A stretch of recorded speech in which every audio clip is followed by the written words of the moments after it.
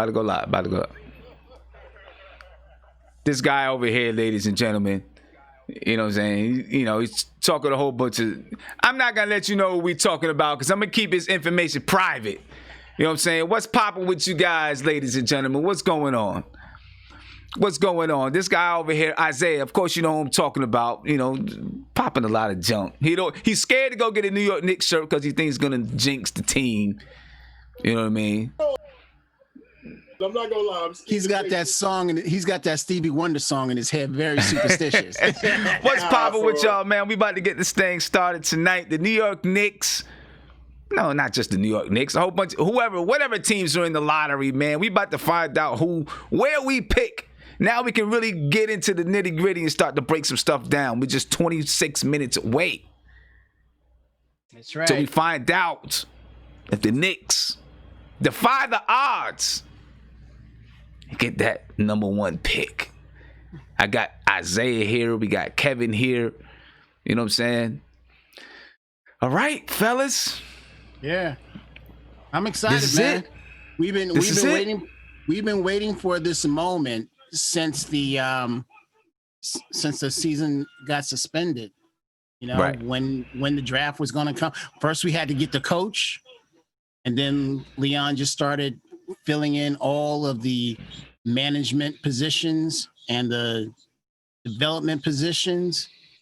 And now this is what we were shooting for. Once we find out where we pick, then all the speculation can start. We can have those conversations. Okay, well, we should do this. We should do it. But until we know what what position we are in, can't really, we can't do anything. We got to know where we are. Right. And look, I don't know, man. It's always scary. It's always scary with the New York Knicks because it's the New York Knicks. Mm-hmm. So somehow, some way, things seem to go wrong when it's the New York Knicks. So, Sam, I have to ask you a question. And Isaiah, you too. Last year, when we were in the top three, think we were going to have the number one? I don't know. I was hopeful just like everybody else. Right. I was not disappointed at number 3 because I knew that we still defied the odds. There was almost a 50% chance that we were going to get like the 5th pick or something like that. Right. Yeah. And we ended up with the 3rd pick. Yeah. I mean, just like right now, whoever, I don't know who's in the number 1 slot, the Golden State Warriors. Yeah. They have a 47.9% chance of getting the 5th pick. Right? That's a high, that's a high percentage. That's a high percentage. They have a 47.9% chance of getting that 5th pick. So if they end up getting the 5th pick, it's kind of, that's what the percentages say. So I wasn't really disappointed with the 3rd pick. Our odds was just as high, right? Last year, our odds was just as high of getting the number 1 pick. So right? we had a 14% chance of getting the number 1 pick last year. This year we got a 9% chance. Okay. Hey, Sam, I was on the phone with LaMelo Ball. Yeah. I was on the phone with LaMelo Ball. What do you have to say? Don't tell Gilmore that. What do you have to say? Well, he said, listen, Big Baller Brand's up 20%, and that he's going to look really good with that number 1 jersey. So he's on the popping. He said, let's get New York popping, man. He said the envelope was frozen, and it's going to us, man. Listen, man, shameless plug. I did a video earlier today with Guillermo. Me and my man Guillermo teamed up for a video on Sportscaster. Hey, you big brother, we did a video earlier on Sportscaster. Go check it out at Isaiah B93. Me and Guillermo did a collaboration. They were just talking about, who we want to pick and everything. It was a great video. Andy was in it. Shout out to Andy, man. But, man, I'm really excited for tonight, man. I'm not changing my shirt. I'm going to take my shirt off. If we get the number 1, I'm saying I'm going to tell you guys. Listen, hold on. If we get the number 1 pick. No, you're not on this show. Not on this show, you ain't. You're not getting me banned off of YouTube. What you mean? You're not getting me banned off of YouTube. That's going to get you the most likes you ever got. All right. I'm going to tell you guys the truth. I'm going to tell you guys the truth. The real reason why Isaiah's not changing the shirt because they all in the dirty clothes basket. Hey,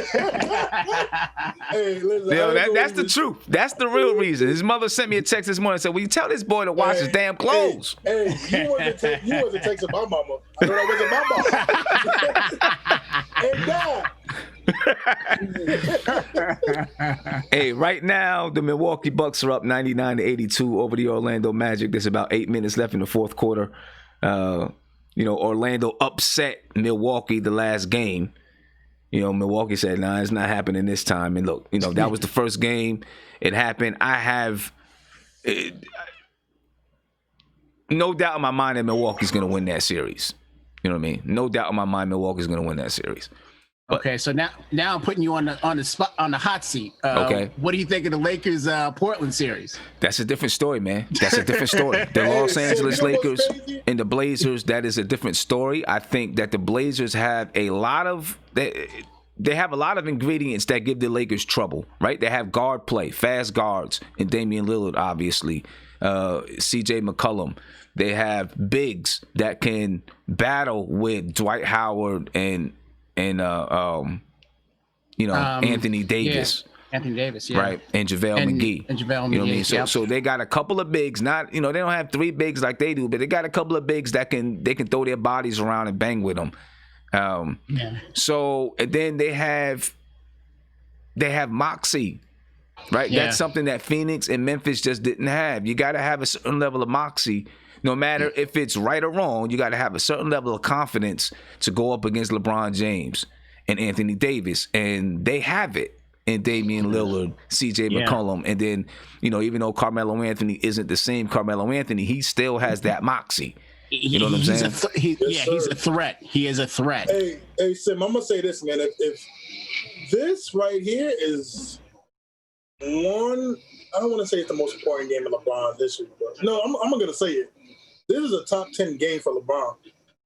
If he don't win tonight, I think, if he don't win tonight, man, it's an important one for him, without a doubt. Yeah, this if he goes down 2-0 against this team, I don't know, sir. Well, here's if he could come back. Well, here we go. Here we go. Yeah, but here's the thing. That's all right. We need it tonight. Here's the thing that really was spot on. This is a level playing field. This isn't like you're playing in LA or you're playing in Portland or vice versa. This is a level playing field. So the closest that you had both, with the NBA going with these fans that are in these monitors are all mixed. You got Portland fans, you got Laker fans. And is it? No, I didn't think it was mixed. I thought it was the home team's. No, it's the home team. Yeah, it's the home team. It's the home team. Okay, I apologize. Yeah, but it's still you walk in and you walk out. It's the same court. Right. It's the same court. So. Right. So it's. If they go down 2, if they go down 0-2, if they go down 0-2, hey, Charles Barkley said if the Blazers win the first game, they're sweeping them. I doubt that's gonna happen. That's not happening. No, that's not happening. I bet you Guillermo wears that mask when he goes to the store. Now that everybody has to wear a mask. That's why the mask he wears when he goes to the store. He looks like the gladiator. He's gonna tell you something. You already know what it is. Look, this is I'm scared. I'm expecting the worst, so I'm expecting the worst, man. And I have no hope. Damn, bro, come on. I'm trying to jinx it. You have to, because you guys I'm seeing people, we don't get number one record. I'm like, guys, why are you guys doing this to jinx? Like, just let it. Come on, man. Well, my mentality, Gilmo, what I told Isaiah and Sim is that no matter where we pick with the scouts that we have now with Perrin, I think that he's going to pick the right player, for us. So that's how I'm looking at it. Now, if it was Perry, I would have a little bit of, hope with Perry, but with Perrin, they went out and, when he was in Utah, they got Donovan Mitchell. Right. But see, the thing is this though, Kevin. he might pick the right player, right? He might pick the right player, but sometimes, the talent of that player may just limit that person. So, if you end up with the eighth or ninth pick, and please, that 10th pick scares me. I can't wait to get the 10th pick over. We just got to get it over with. The Knicks have a 0.1% chance of getting the 10th pick, and I just fear that our name is going to come up in that 10th pick. And I just want to get that one over with. But stranger things have happened. Stranger things have happened, because you look at New Orleans. Where was New Orleans supposed to be last year? If you remember that. Man, no, listen. I'm not into conspiracy. Oh yeah, it's about to be a whole conspiracy theory. There's no way in hell. All of a sudden, when the Lakers and Pelicans trade Anthony Davis, the Pelicans get the number 1 pick, and they get the power forward. They replace the power forward with a power forward, and the Lakers go to number 4 to get the trade pieces for Anthony Davis. That's bullcrap. Yeah, I know the Knicks. I know the Knicks frozen envelope thing, a big thing, but you can't tell me all that happened coincidental. Right. Well, look, listen, that could end up not being that great for the New Orleans Pelicans anyway. Not that I want anything to happen to Zion, but we'll see how that whole thing works out. But like I was saying, with pairing and making the right pick, I believe he can make the right pick. But what talent pool are you pulling from at a certain level in the draft? You know what I mean? What talent pool are you pulling from? If you end up with the 10th pick, which would be terrible for the Knicks. Terrible. That would be terrible. It'd be terrible. Oh, shoot, man. Bro, if you end up with the 10th pick, you might as well just trade down and try to accumulate a few more assets. Seriously. There are players, though. When you look at what whichever one comes to draft, I always forget which one. They drafted guys I think he was there during the Gordon Hayward year. They got, what's your boy, Donovan Mitchell. I believe they drafted Joe Ingles. I might be wrong. Someone correct me if I'm wrong. You're right. I think you're right. I thought Joe Ingles was was what? undrafted. I thought he was undrafted because he played in Australia League. I believe, if I'm not mistaken. He could have been like a late second round pick. But you know what, Sim, real quick though, Sim, before you go, Guillermo, I want people to not put this pressure on the Utah to be like, if we do pick, God, please let's not pick 10. But if we do pick late, right? I don't need people to be like, yo, how you got Donovan Mitchell but can't get this guy? I don't want people to start drafting. Right. It's like, because first of all, at the end of the day, a draft is you're picking players based on their future potential and their current, their current skills and their future potential. So it's like when people, I just don't want Nick Fane to start like, oh man, how you gonna pick Donovan Mitchell but pick this bum? Well, first of all, you got to let players play. You got to give them some time and opportunity and right circumstances. Like Utah kind of was in a good spot. They already had a coach, already had a culture, and they needed a shooting guard, and they had a defensive big like Rudy to hold down the paint. So it's just like, we just gotta sometimes when Knicks fans, man, when we get these guys from different places, we want them to replicate what they did at that place, but they got to understand the whole thing. So it's just like, we got to give people time, man. Sad to say, you don't get every draft pick right. You really don't. I don't care if you're Danny Ainge or Bob, the dude from Golden State.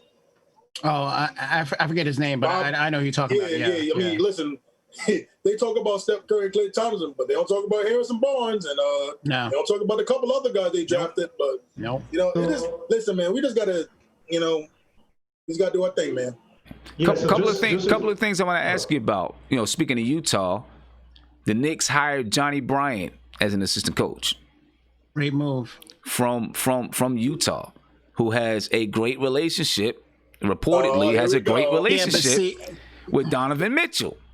Yeah, see, I'm not looking at it like that. I'm looking at it as far as development. That's what I'm looking at it for. All these other guys are looking at it towards, if we get this guy, then we know that that there's a chance we can get Donovan Mitchell here. Or the other guy, Payne, if we get him here, there's a chance that Booker or Anthony Davis or whoever. I'm not looking at it like that. I'm looking at it as we're finally putting together a development program. And these two right here, I think are can be cornerstones for our development. And you know what, Kev, to say this, Kev? I will say this, right? I will say this. I do believe the relationship with Rudy Gobert and Donovan Mitchell, I think that definitely. Rudy Gobert? Gobert. Gobert? Gobert. I feel like Charles Barkley. Yeah, you are the Charles. You're definitely the Charles Barkley of this show. I'm the Charles Barkley. You are definitely the Charles Barkley of this show, without a doubt. You Ernie. I guess so, but you're definitely the Charles Barkley. This is terrible. But yeah. So I do believe the relationship between those two have definitely soured. I hope they're just not doing all this for Donovan Mitchell, but like I said before, I do believe Donovan wants to be a Knick. Like I said, his father played for the Mets, and I know that doesn't mean anything, but his father he grew up in New York, a little bit of Connecticut too, just a little splash. But hey, listen, man, he did. But I do think they could be setting up something for him to come here because I just think something's going to happen with that team, and I do think they're going to blow up soon, man. I really do. I don't, between having to pay, I don't believe they're going to pay Rudy. I don't believe they're going to pay him that $200-something million max contract. I don't believe they're going to pay him that, and I don't think Donovan's going to sign his qualifier. I don't think he's going to sign it. Really? Yeah. Because when you look at it, when you look at Utah, those two are like those two, Gobert and Mitchell. Hold on one second. Is this somebody has something playing in the background? It's like somebody's sleeping or something. I can hear like a game. I can hear a game playing in the background. Yeah, I just that was probably me. I muted it. Okay. Oh, by the way, Sin, I just want to say we got 430 people here. Can we get them likes up, people? Yeah, absolutely. 430 people. We're not even started yet. Get them likes up. Absolutely. One thing I'm concerned about. Go ahead. One thing I'm concerned about with the hire is that, I don't want it where, I want it so that Tibbs has input in this, because if you have a coach, not say he's a lame duck, but you're hiring a lot of assistants. And I'm sure he's going to have his guys there, but it seems as if they're hiring guys to prepare to bring certain guys over. Like this Donovan Mitchell hire and the things he's been kind of saying, it kind of looks like they're favoring to try to bring him in. I'm hoping that the assistant coaches that they bring in actually are conducive to what Tibbs wants to do versus we're going to bring a bunch of names. It's like the whole Bill Parcells things, right? You can't ask me to be the cook but not allow me to buy the dishes, whatever he said with the Patriots. And I'm kind of getting that feeling, not strongly. I mean, you haven't seen them bring like a Jason Kidd or something yet, but I just hope it's not where, you ask him to cook with a whole bunch of players that don't fit his identity. When you bring in a coach, you have to allow him to do what he believes is the vision, and he has to kind of marry that with the GM. Hopefully that's happening, but it just looks. So I do agree. Oh, go ahead, Kevin. No, what I was going to say, and ask Gilmore. So you don't think that they were bringing these guys in as development coaches? You don't think so? Well, because that's how I look at it. Manning and Bryant are both from the Jazz, and you're hearing the rumblings with Donovan, and the Jazz kind of fit a formula, right? So I was trying to look up some of the draft picks they picked, and they picked a lot of guys who we would look at and kind of scratch our heads. Right. Grayson Allen, Trey Lyles, a bunch of guys. It's just like, but they fit that vision that the Jazz were trying to. And obviously, a lot of these guys were traded, like Torian Waller-Prince went to Atlanta. Yeah. Isaiah Whitehead. Dante Exum didn't work out. Rodney Hood is not no longer the team. Yeah. So if you're bringing in all these guys, I mean, the Jazz don't have the greatest of draft records. So it seems like you're obviously trying to bring in these guys. I don't think it's for development. I think you're bringing these guys to kind of prepare for Donovan Mitchell. Hey, Sam, go ahead. Yeah. You know what I was going to say on a side note, something just to get it away from the draft real quick? I was a little disappointed hearing about Mike Miller not coming back. I was a little disappointed in hearing that, man. Well, but I understood why he didn't want to come back. I respect that, honestly. But it was kind of sad that he didn't come back. I wanted him on the staff. Go ahead. And let's see. Maybe he has a more lucrative job offer somewhere, and who knows? I don't know. But it is kind of sad that he's most likely not going to come back to the team, or not going to come back to the team. He did whatever was asked of him last season, and you would think that deserves some level of loyalty. But that's the way it happens in the NBA. But I feel like they did. I feel like they did offer him a job. I feel like they probably did offer him an assistant. You know what it was? I think it probably wasn't the assistant, the coach job. It was probably like one of the coaches on the staff, but not the main assistant. Right. I think that might have been why he didn't want to come back. Which I totally understand and respect.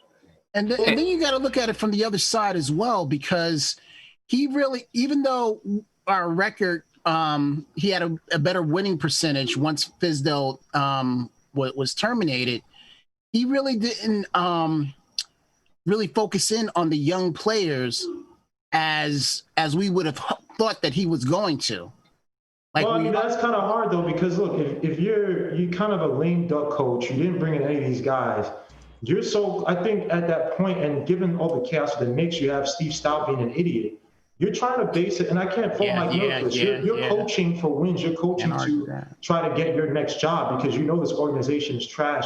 You could have been the guy to help develop a whole bunch of guys, still have a 14-point season, and everyone's not going to see it like, let's keep Mike Miller, you know what I mean, and build around him because this guy knows how to develop people. It's a bad year, and then hopefully in the next 2 years we get up to, say, 45 wins or something like that. So you got to, I mean, Mike Miller, I can't fault him even for leaving because I don't say he's not a retread, but he's a leftover, right? The way he was kind of treated, I thought he was mistreated by the organization with the Steve Stout debacle. Oh, I agree totally. I'm not going to stay here. I'm not going to stay here being a forced assistant. Even though I may have a relationship with these guys, my situation here is not on solid ground. Given I was a part of this weird transition period, and I wasn't really able to coach the way I wanted to coach, and also so to him, if you get a job with say, but I don't know any of his friends. Y'all scared me with all this orange. Y'all scared me with all this orange, man. Yeah, he comes with the from the Spurs tree. So if he goes back to there, then goes with another head coaching job, then do that. But we ain't treated him that. Move on. You think Chicago? Well, Kev, real quick though, I'll say this about there's a couple jobs. Well, we all expect Brett Brown to get fired from Philadelphia. Oh yeah. He's gonna get fired. So that's gonna be that's gonna be a lucrative job. And no offense, Brand's got to take a little heat as well. Heat. Right, a little heat. Right, exactly. He's got to. You're gonna throw him into the furnace, bro. He made Steve Miller like Bob Myers, man. But I want to go back a minute with something that Guillermo was saying because when we were talking about the hire of the assistant coaches. And we got about 4 minutes, ladies and gentlemen. There's 2 minutes left in the Milwaukee and Orlando game. Milwaukee's up 108. Smash that like button. Can I finish saying what I'm saying? Milwaukee's up 108 to 94. All right. But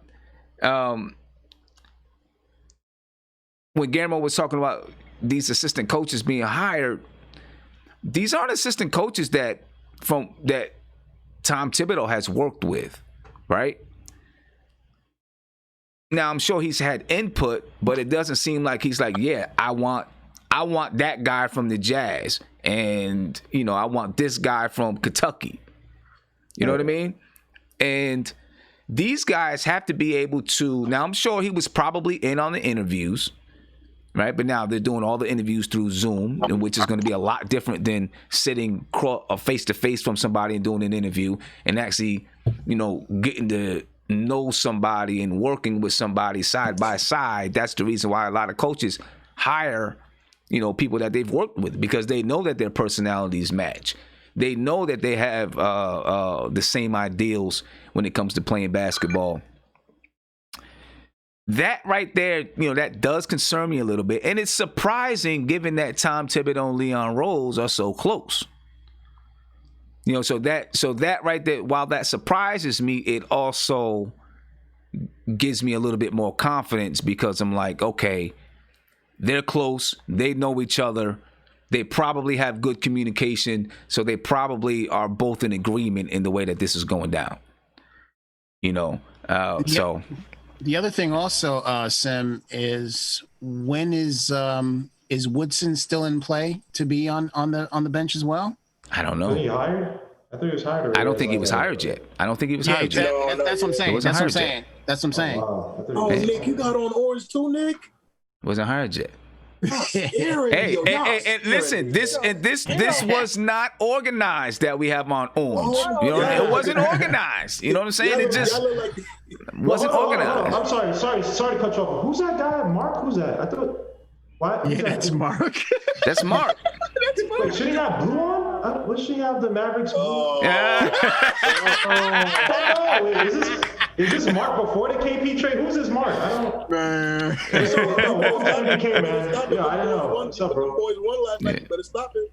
Oh my Yeah, God! they won Mark last was night. texting me, bro. This dude was so happy. Hey, Mark, you got to send me your address, Mark, because I got to send you my KP jersey. Mark your value, Mark your value, Mark. Yeah, your volume is low. All right, so let's look at the lottery odds real quick before, then I'm going to get to a phone call or two. Let's take a look at these lottery odds. This is from NBA TV right here. All right? And we talked about this before, but right now, look, Golden State, they have a 14% chance of getting the number 1 pick. Cleveland has a 14% chance. Minnesota has a 14% chance. Atlanta has a 12.5% chance of getting the number 1 pick. Detroit, 10.5% chance. The Knicks have a 9% chance. Chicago has a 7.5% chance. Charlotte has a 6% chance. The Wizards, who were in the bubble, they have a 4.5% chance. Suns have a 3% chance. San Antonio, 2% chance. Sacramento, 1.3% chance. New Orleans, they have a 1.2% chance. And Memphis has a 0.5% chance of getting that number 1 pick. and of course, the New York Knicks have a 0.1% chance of getting the 10th pick. Oh my God. A 0.1% chance of getting the 10th pick. Bro, I keep talking about it because I'm afraid of it. I'm afraid. I am afraid. I am scared of that 10th pick. I am in my feelings right now. I don't know what to do with myself. I am afraid of that 10th pick, bro. Faith, guys. You gotta have faith. You gotta have faith. I'd rather Gotta a girl have faith. catch me cheating on her right now. Yo, this dude, yo. I am in my feelings right now. Yo, I'm afraid of that 10th pick, bro. Sim, you I don't think telling there's me anything y'all to be didn't- scared of with that You 10th telling me pick. y'all didn't plan That's this what I'm orange? saying. See, Nick, that's what I'm saying. Yo. You can't be afraid. man. This could be like roadkill right now. Yo, we could go be going through roadkill right now. Well, This is listen. crazy. I mean, I understand what you're saying, Nick. 0.1% chance. You probably that's as close to zero as you're gonna get. Well, it's not. You can get closer, but Yeah.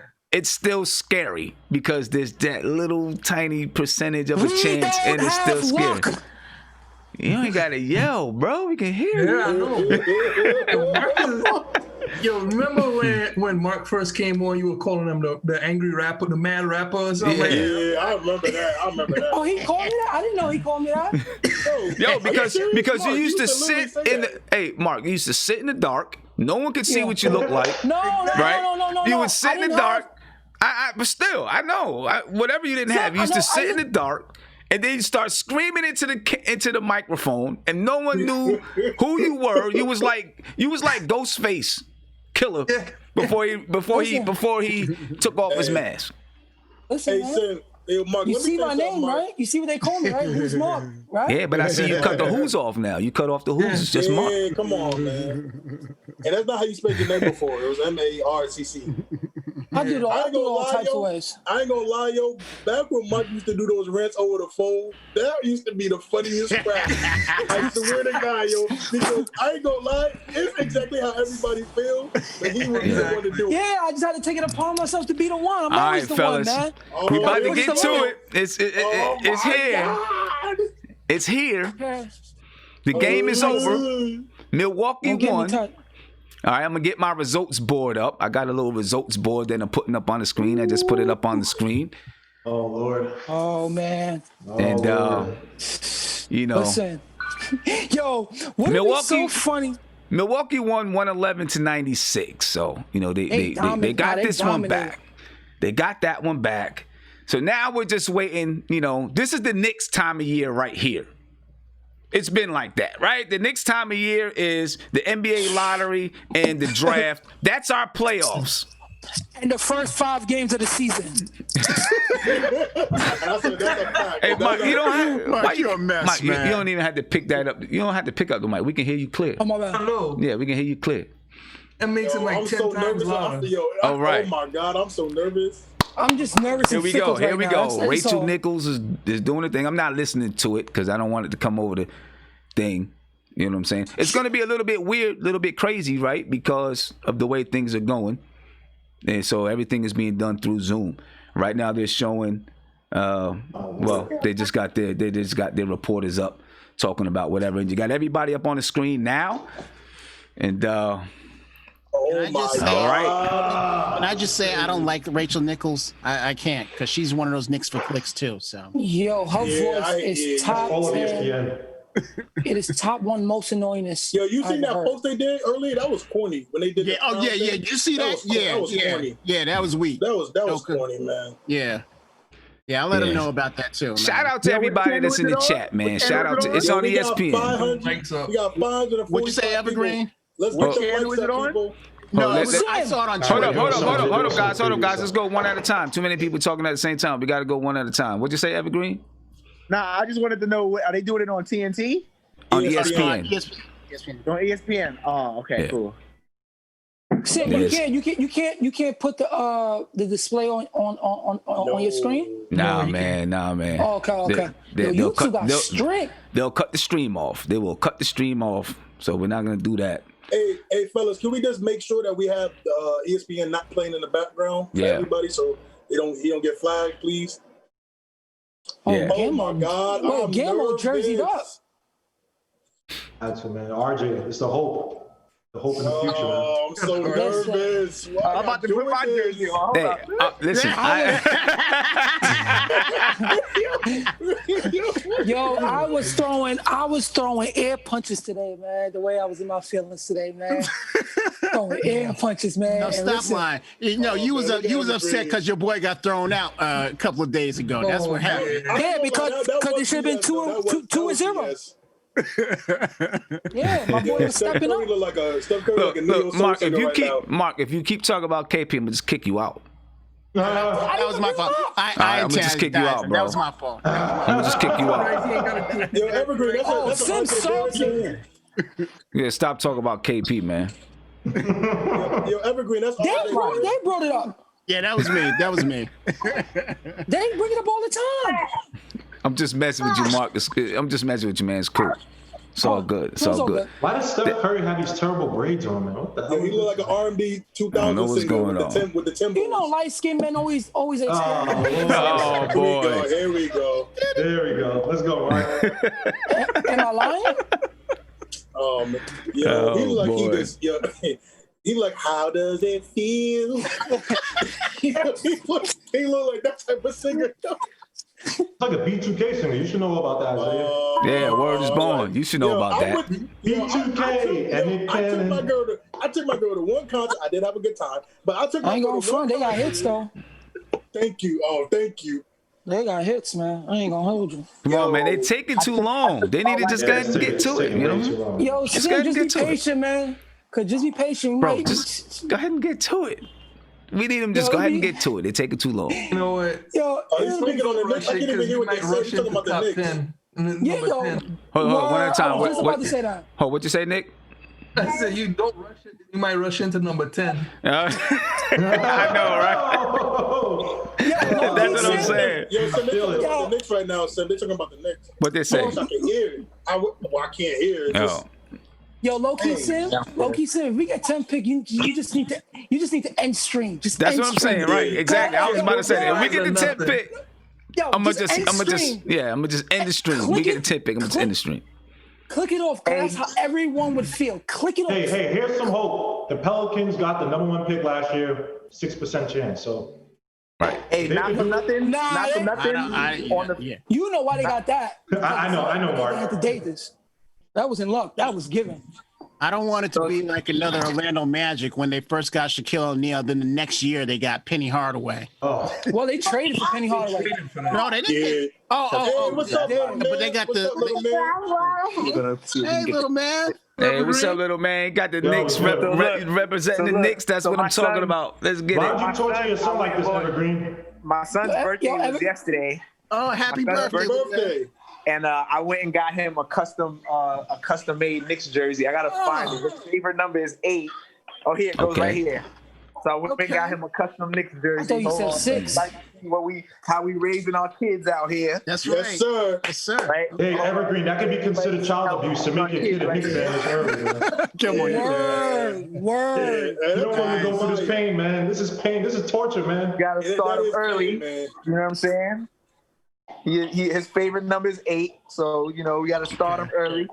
Should have So been hope- 6. All right, so it looks like we got 8 minutes, ladies and gentlemen. We got 8 minutes until they just Come put on, the 8 clock minutes. up. The picks will be Oh, revealed in man. 8 minutes. So 8 right now, minutes of Adam torture. Silver is talking about the playoffs in the bubble and how things are going on in the bubble and all that good stuff. So now we got 8 minutes. See that? 8 minutes of torture, man. Exactly. Real That's what I'm talk. saying. Real talk. I mean, come on, They man. say the Knicks first, man. Yo, not for nothing. Yo, that's- on that it's gonna on be the bad. New York Knicks Facebook page, I have put out that we have a 0.1% chance of getting the number 10 pick, and we just might get the number 10 pick. Yo, can y'all stop And I- talking about it? Oh my god, man.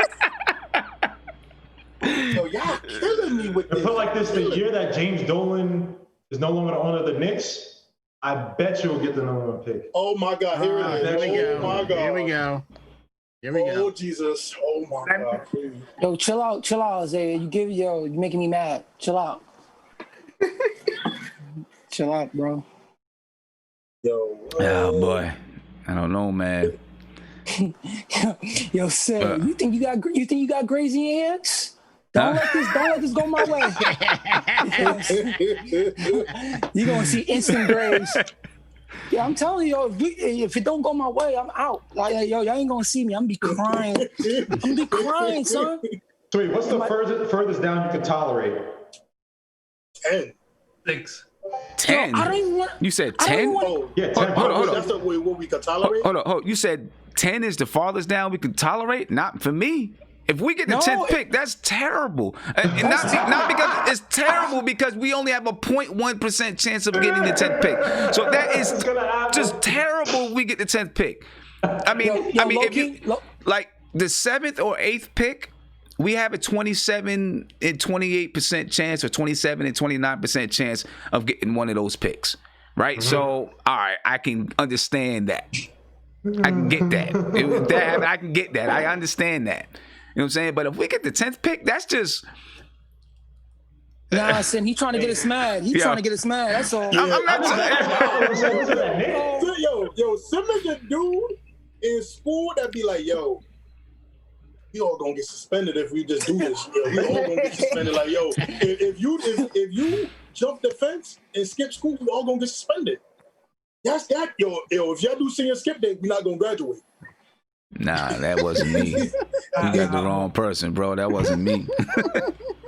I don't know. So are they going to do 8 minutes? They're not going to do 8 minutes for each pick, because it was just bang, bang, bang. Yeah, I don't think so. I think it's just 8 minutes. You know, they got they gotta waste time before they get to Hype it up? before the game Low-key. before the game comes on, right? I So forgot about that. Yeah, the Low Blazers key, was this at will be the 9:30 best now. night of my life if the Portland get another win and the Knicks get. Mark, can I ask you a question? Yo, what? Would you rather have KP winning a championship or the Knicks get the number 1 pick this year? You want KP to win a championship? You know Yeah, that. right. I want KP hey, winning the hey, championship. bro, and rubbing it in your Mark, face. the wrong answer, and the wrong answer, and you're out. I'm kicking you out. The wrong answer, and I'm kicking you out. Well, he didn't answer this. Wow. Wow, Mark. Yo, you putting me to the fire. I'm just being honest. Mark, the Knicks getting the number 1 pick to What you want? possibly carry us into a new era of success. RJ and Yo, Anthony Loki. Edwards. Yo, Or listen, KP listen. winning a championship? Yo, hold on, Game Out. Look, honestly, you're talking to an emotional person right now. I don't know what to do with myself. You're gonna kill yourself after Hold on. KP. my answers could be irrational right now. Just be kind to Hey me. yo, sir, yo, Gamble. I can't front though. When we try to get beat, I don't think I've never seen a more sad you. I was at the gym laughing when Mark was like, He was hot, wasn't he? Human being. Low key. Isaiah, was he the hot? 10th pick? Was he hot, Isaiah? No, was he hot? No, he was Mark, sad. are you kidding me? Do you want to go back and watch that? Yeah, I want to see. Yeah, I definitely got to see. Episodes of anything, period. Hold up, guys. Hey, let me get to a phone call. So we can waste some time. What's the pick? Caller, you live. I know from the Knicks. What's popping? Hey, what's poppin'? Calling from Central California, all the way from the other side of the United States. What's going on, guys? What's going on, man? You're a Knicks fan? No, I'm not. I'm a Warriors fan. So I'm boy. Okay, all right. So, all right, talk to us, man. Obviously, you guys want the number 1 pick, right? What are you guys gonna do with it? Honestly, I hope we trade it off. I think we messed up when we got rid of D'Lo too soon. Our season was already gone. We could have held D'Lo, possibly used this pick as well as D'Lo to trade it to a team that possibly needs another point guard. Maybe the Knicks, maybe another team on the East Coast. But when you just give away your best asset for Kevin Durant for someone that's unproven in Wiggins, even this draft, it might be a wash for us. So what do you? If they get the number 1 pick, what do you want them to do? Make sure it's not LaMelo Ball. Why do you say that? Why do you say that? Here's the reason why. So with our offense, you already have Steph, you have Clay. Clay's coming back. Clay's just going to catch and shoot. Steph, you're going to make sure everything's around Steph with the pick and roll with Wiggins and Draymond in the post. But the problem is you need guys to be able to run up and down the court. Even our number 2s, like when Quinn Cook, even when we had Landry and all those B-Rush boys from right before when Mark Jackson got hired, we were able to run up and down the court. LaMelo, he's a liability on defense. Okay. All right. I mean, actually, I respect them. All right. I mean, good points. So then, who would you? I mean, you want them to go big. You want them to trade down. That's the problem. That's the problem, though. That's the problem because you got the Memphis boys still there. You got the that cat that everybody's talking about from Davidson. I mean, he might fit in our offense. The only problem is we don't know what we're going to get with them because right now, Steph and Clay, I mean, yeah, they'll be good pieces to develop, but we don't need to develop because now we're wasting our development on Jordan Poole, who didn't have a good year, and then we still got to develop Wiggins. So at this point, it's as if our development's going to be the main priority, and we ain't got time for that. Steph's already in his 30s. Clay's getting up there. Draymond's good years are almost behind him. I think we should trade it down and possibly go after someone who's going to be a free agent this summer. Okay, all right. Hey, they may be thinking the same way. They might be thinking the same way. Hey, I appreciate honestly, your call. All gas aside, RJ Barrett's smooth. I hope you guys do get a good pick, though. Yeah. Action Bronson's your guys' biggest fan since Spike Lee, and he holds no punches. Hey, all right. Hey, we appreciate you, man. Thank you for the call. Hey, much love. Stay safe, guys. Appreciate it. We're almost there, fellas. We're almost there. Right now, they're going over who has the best chance for the number 1 pick. We've been through that. We just waiting. They got us in a holding pattern right now. Oh no, it's happening right now. It's happening right now. Oh my God. Oh, Okay. Oh. Grip on, y'all. Grip on. Pause. Here we go. You guys are ahead of us there. I got to try. Here we go. 14. Hold tight. Okay, the Boston Celtics. Well, we're not getting. We're nowhere near for 14. I only had the top 10 up here. I don't have 11 through 14. Pelicans. Mm-hmm. Oh my God! Please, Jesus. You guys are way ahead of me. Damn, what the hell are you guys watching? Yeah, I know. Get the Kings. The 12th pick. Oh my God. Calm down. Calm down. Real talk. Chill out. I'm gonna take you guys off. I can't listen. Oh God, here it comes. Spurs got 11. Okay, here we go. Okay. All right. Oh, thank Son's you, got the Jesus. 10th pick. Son's got the 10th pick. God. Oh, I hate Hold you. on, son. we listen. Washington's got the 9th pick. Okay. Okay. Okay. Okay, all right. Top 10. It's gonna be- Oh my God. Eighth. We pick 8th. Ah. Okay, all right. Good. All right. No, come All right. on, man. All right. Wizards, yeah. Who tomorrow? Who gives a Pistons fuck? got the 7th pick. Man. Gammo That's is definitely so kind of corny, late. bro. What the Oh, boy. fuck? Are you serious? Oh, Hawks We get got the the 8th 6th pick. pick. Here we Are go. you serious? I know that. How Are you serious? Bulls, man? This is trash. Man. Are you Cavs serious? got the 8th pick. Got the 5th pick. Come on, man. This is ridiculous. Are you serious? They fire Jim Bowling and they get the top 4 pick. This is crap. That's the This is trash, man. The Hornets. Oh my. Oh, my Michael Jordan's gosh. gonna waste a pick. Yeah, they love Jordan, huh? They love Jordan, He's huh? gonna mess up the pick. Wow. Knicks got 8. Eighth pick, man. If Golden State's getting number Oh, 1, I Killian swear to Hayes. God. Hopefully you guys like Killian Hayes. Wow. This is trash, man. I'm not, man. Yo, Okay, so, listen, all right. Gimmo, we talked about it. Jalen Smith at number 8. So what do we do? Jalen We got Smith? the I like 8th Jalen pick, Smith. bro. The 8th pick. Jalen Smith at 8. Look, I think, but Mark, would you take Killian or would you take Jalen? No, I'll take the point guard. I'll take the point guard, but Jalen is someone who I would take. I'm going with that wing, man. I'm going with Vessel. Vessel's trash, cool. man. Now, Vessel's cool, but I would take Jalen in front of Vessel. But if Killian ain't gonna be there, Pistons is in front of us. They want to. The teams that like, what is this?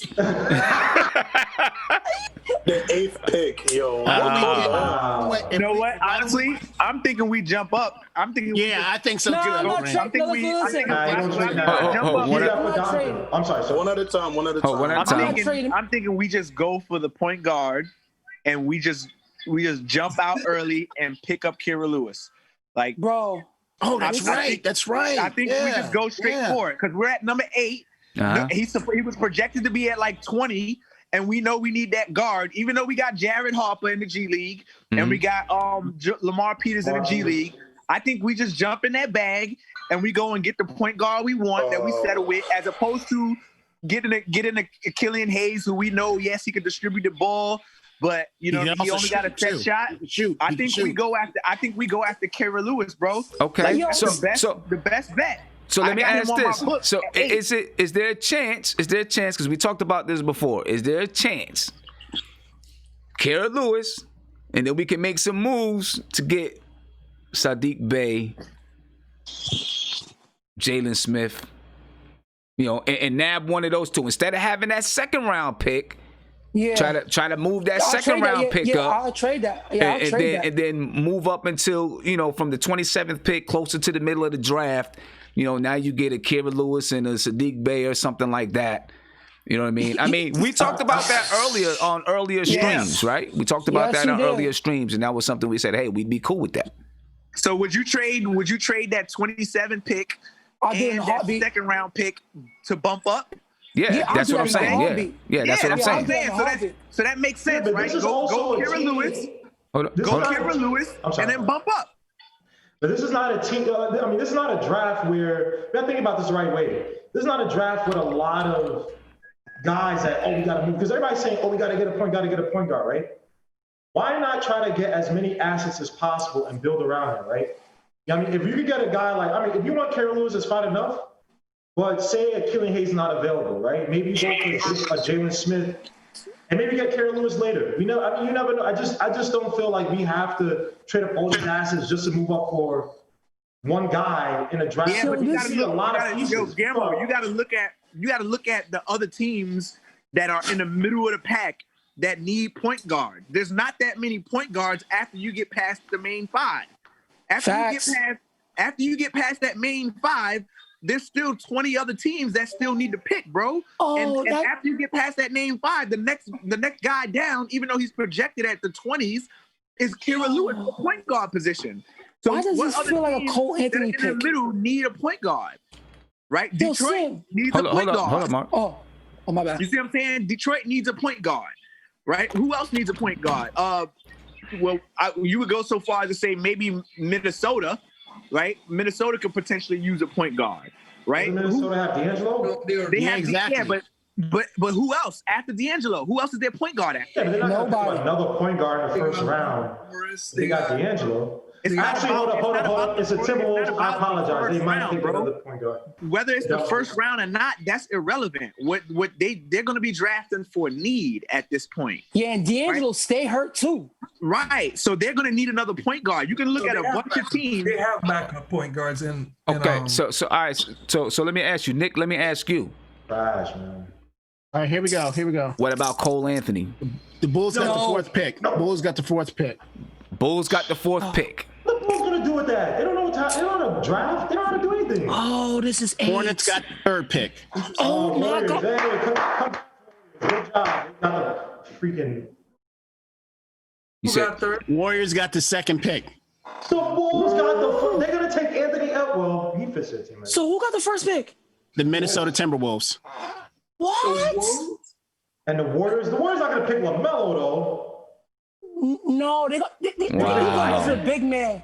They're gonna go for the big man, man. I feel like So Wiseman. So Mark Wiseman, or Top. Or Top. No, they're gonna go with the high value player, man. They're gonna go for Wiseman. And you know what? You know what I think, Sim? I think they're gonna use that pick to try to trade for more players and assets. And I think OKC is a big play in that. I feel Steven Adams. I feel like a Steven Adams in picks in other picks with this one for Wiseman to go to OKC. I just feel it. I feel it because listen, Steven Adams. They already see what he could do for that team. So it's just like let's move on from him. Get this young big with the young point guards, and there you go. You got your two cornerstones, and he had the assets to get Golden State.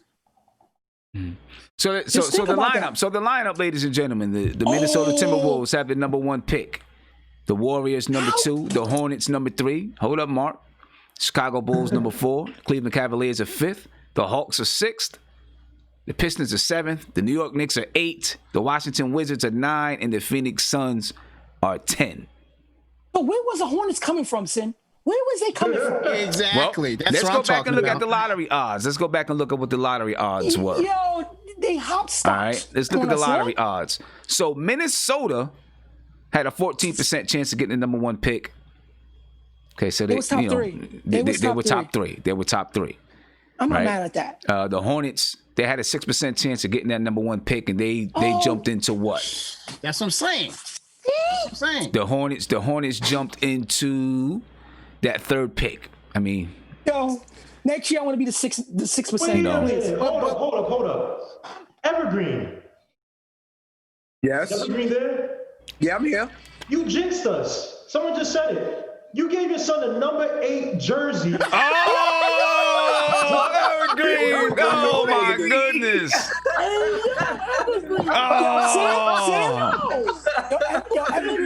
Evergreen, we're not friends. Evergreen. Evergreen. So versus you gotta train your son to be number 1 draft pick. Go to Evergreen, we are not friends anymore. We are not brothers. You owe us, Evergreen. Why would you get Evergreen? Okay, that's his favorite number. You get him 1. Evergreen. Stop, hold up. I asked my son, I said, AJ, what's your favorite number? He said it's 8. I said, really? 8? I said, but you know you're turning 6, right? And he goes, yeah, but my favorite number is 8 because it's an even number. Should have given KP number.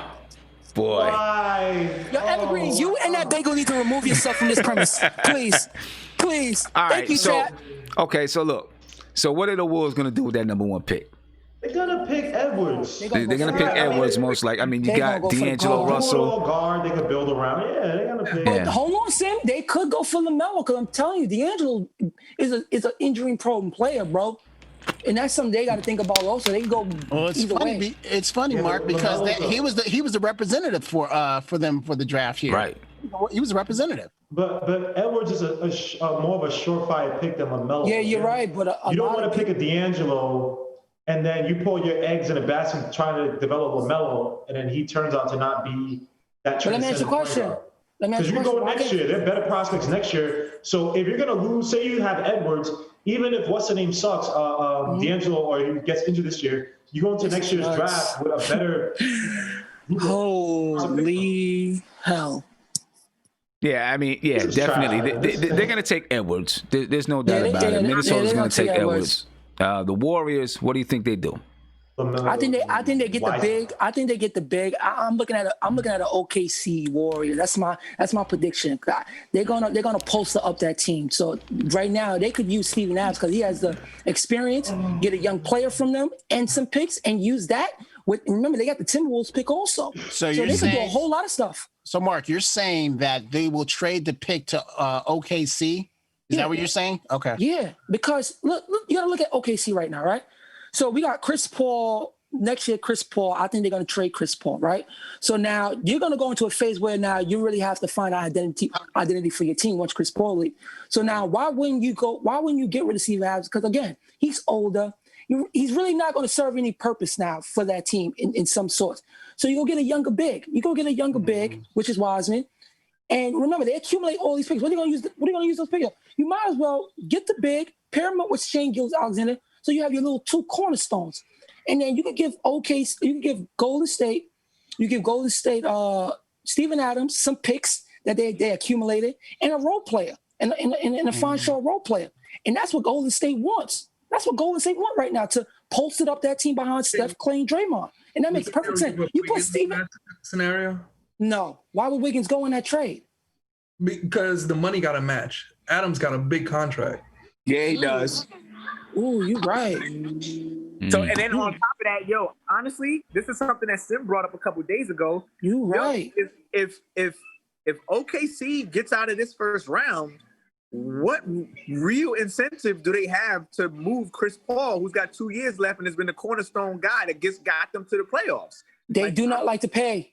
They do not like to pay. Yeah, but they have the money. Is what I'm saying. They have the money, whether they like to pay or not. They gotta fill the cap. And they have the money. They have the money. They have the money. They have the money is what I'm saying. They're not broke. They have the money to pay, and they have all of those picks. Yeah, so it doesn't make any sense for them right now. If Chris Paul is the guy that's pulling them in, like there's no reason for them to move him. But Evergreen, what about the cap? Because the cap's supposed to go down significantly. So if they didn't want to pay $4 million to James Harden, why would they pay to Chris Paul, a 35-year point guard?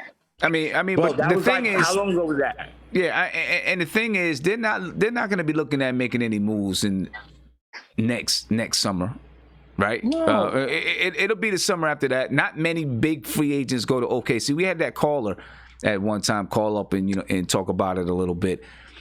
I think that they might say, we'll be happy with Chris Paul, if they can't get any real assets for him. I don't know. What about the Hornets? That's $44 million. I get it. That's $44 million. I get it. I understand that. You know what I'm saying? I understand that. But they don't have a lot that they have to pay. As far as some of the people who were lower, some of their bench players and things like that. So they may be able to work it out. But let's talk about these. Let's talk about this order here. The Hornets. Oh, the Hornets. I don't know. Well, here's the thing. They have Terry Rozier, so it's stop it. They don't believe in him. What? Stop it. What do you bring up that man's name? I mean, they were looking to move him. Remember, they wanted to move that dude. That's right. All right. Well, I was just asking the question. That's all. Names like that just pisses me off because we was about to pay him and trade for him. So it kind of just brought up old memories. Sorry for attacking. Oh, geez. So they're taking LaMelo. So LaMelo's probably going to the Hornets, right? The Box Bulls. office. What are the Bulls doing? I think they would. I think they would take Obi Toppin. I hope they take Obi Toppin. They got Obi or Denny. You know what's so funny? Obi. Denny. I forgot about Denny. Wait. Hold on. I just thought about something. If the Bulls take Obi Toppin, then that means that they're going to be looking to really, really move Lauri Markkanen. Well, Yeah, true. Probably. hold on. Probably. No, hold on. Maybe. Hold on. Why can't they both play on the same? They could both play on the same floor because they both can space the floor. But they also got a big from Duke too. I can't remember his name right now, but they got a number of. They got a bunch of bigs, yeah. So if they did take Obi, they're gonna move somebody if they took Obi because Lauri could play. Lauri's what, 7 foot? Yeah, but I think they would take up the same because you're not going to allow and he's injury prone too to push the ball up or facilitate the ball as much as he did at Dayton, and not facilitate to have the ball in his hand as much as Dayton. So they might start out the same style as Lauri, but kind of being like a space big and allow him to slash at the basket. You can't play both those guys. Sam, they might take Killian Hayes. They might take a point guard. They might. No. They might. Because Kobe White is a combo guard. But you still got the other guy. You still got Zach LaVine. You still got Zach LaVine. They got Zach LaVine, but they also got the other guy, the power forward. The one with the really good they got the dude from Duke. From Duke. Yeah. So hold on. They might take him. They got Wendell Carter. Wendell Carter. Yeah. Yeah, and I like it. He just can't stay healthy. They're gonna go for point guard. They're gonna go for point guard. They're gonna take because Kobe's a combo guard. He's a combo guard. They're gonna need a point guard. Okay. Right. So what about the Cavs? The Cavs don't need a point guard. They need a big man. They got two big men, right? They got Tristan and the other bomb. Tristan's on his last leg. They need another big man, bro. So they're not going to take another big man in the mold of a plunker, a guy who just stays down and just. So they believe in Sexton. They believe in Sexton. No. Yeah, of course they do. They were playing both. They were playing both point guards on the starting lineup when they played us. Okay. They believe in both of them. Okay. All right. They had to. The Knicks got the most pick. So they're taking a big man. We're gonna. Justin, we got the 8th pick.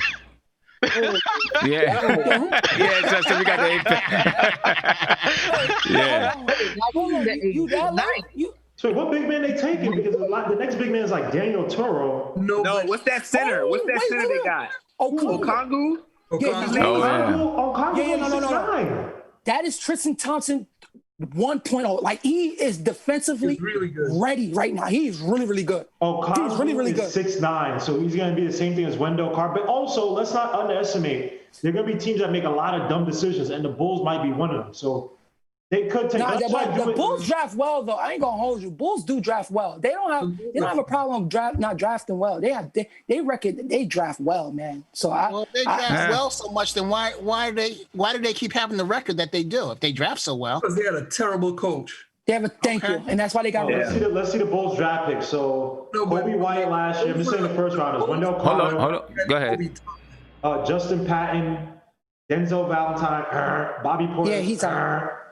They did draft Joseph Nurkic. They traded him, and Gary Harris. They traded him. Tony Snell in 2013, Marquise Teague, and then Norris Cole in 2011. So they don't have the greatest draft. But those are late picks, right? I said all the first round draft picks. I said all the first round picks in the last few years. They were playoff teams at that time. All right. So what about the Hawks? The Hawks. They would draft a big man. I think they're gonna take Denny. They're gonna take Denny because of his skill set. I forgot about Denny. They wanted Denny. Atlanta initially wanted Anthony Edwards. That they were head hunting for Anthony Edwards. Bro, not even that. They talked about LaMelo too. Atlanta.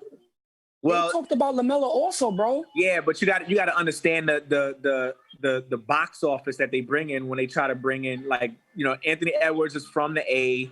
He went to Georgia, like he's a Georgia boy through and through. Like that, if they got the number 1 pick, that was a no-brainer that they were going to go Anthony Edwards over. Oh yeah, facts. Do you think that?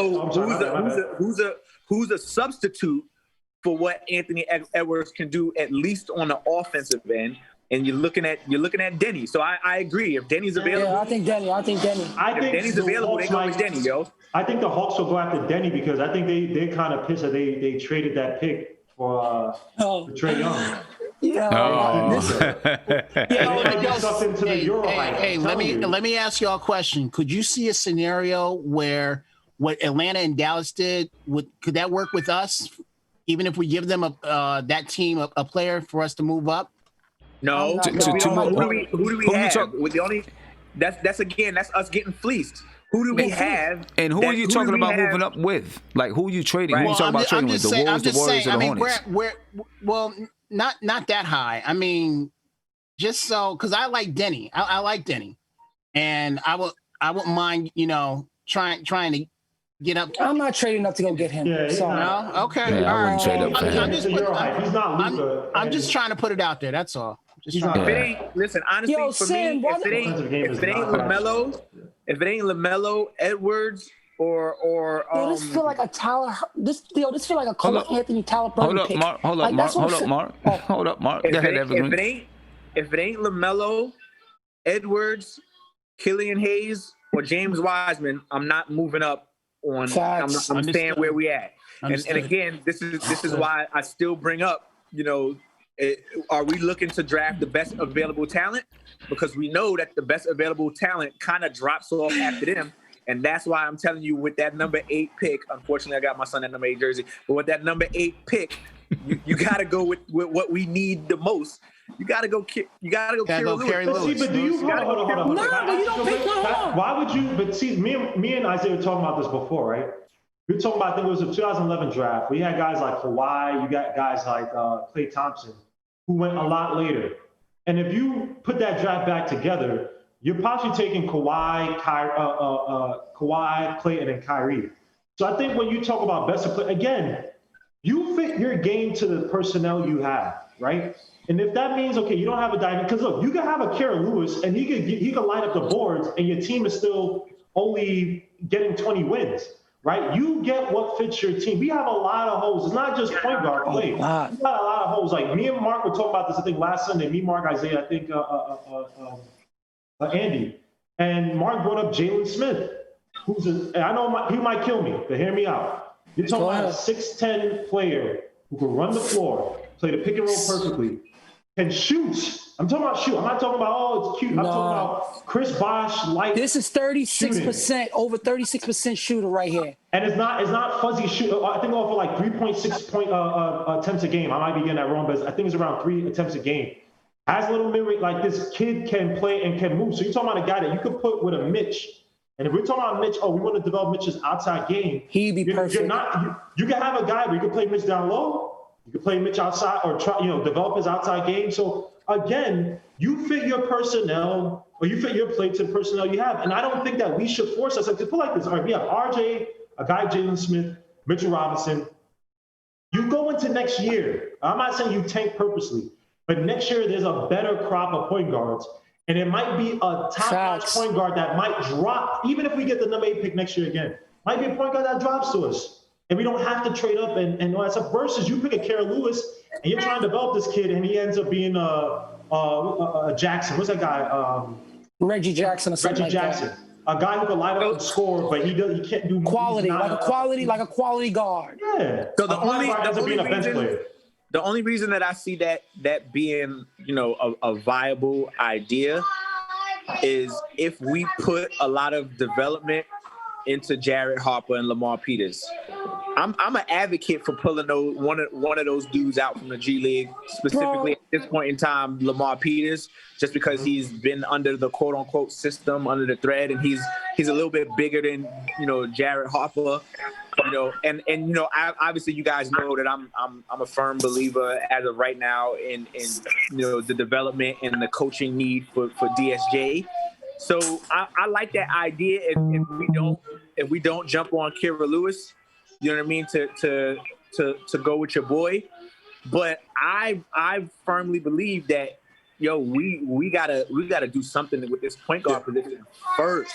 So I feel you. Hold up, buddy. Let me get your phone call.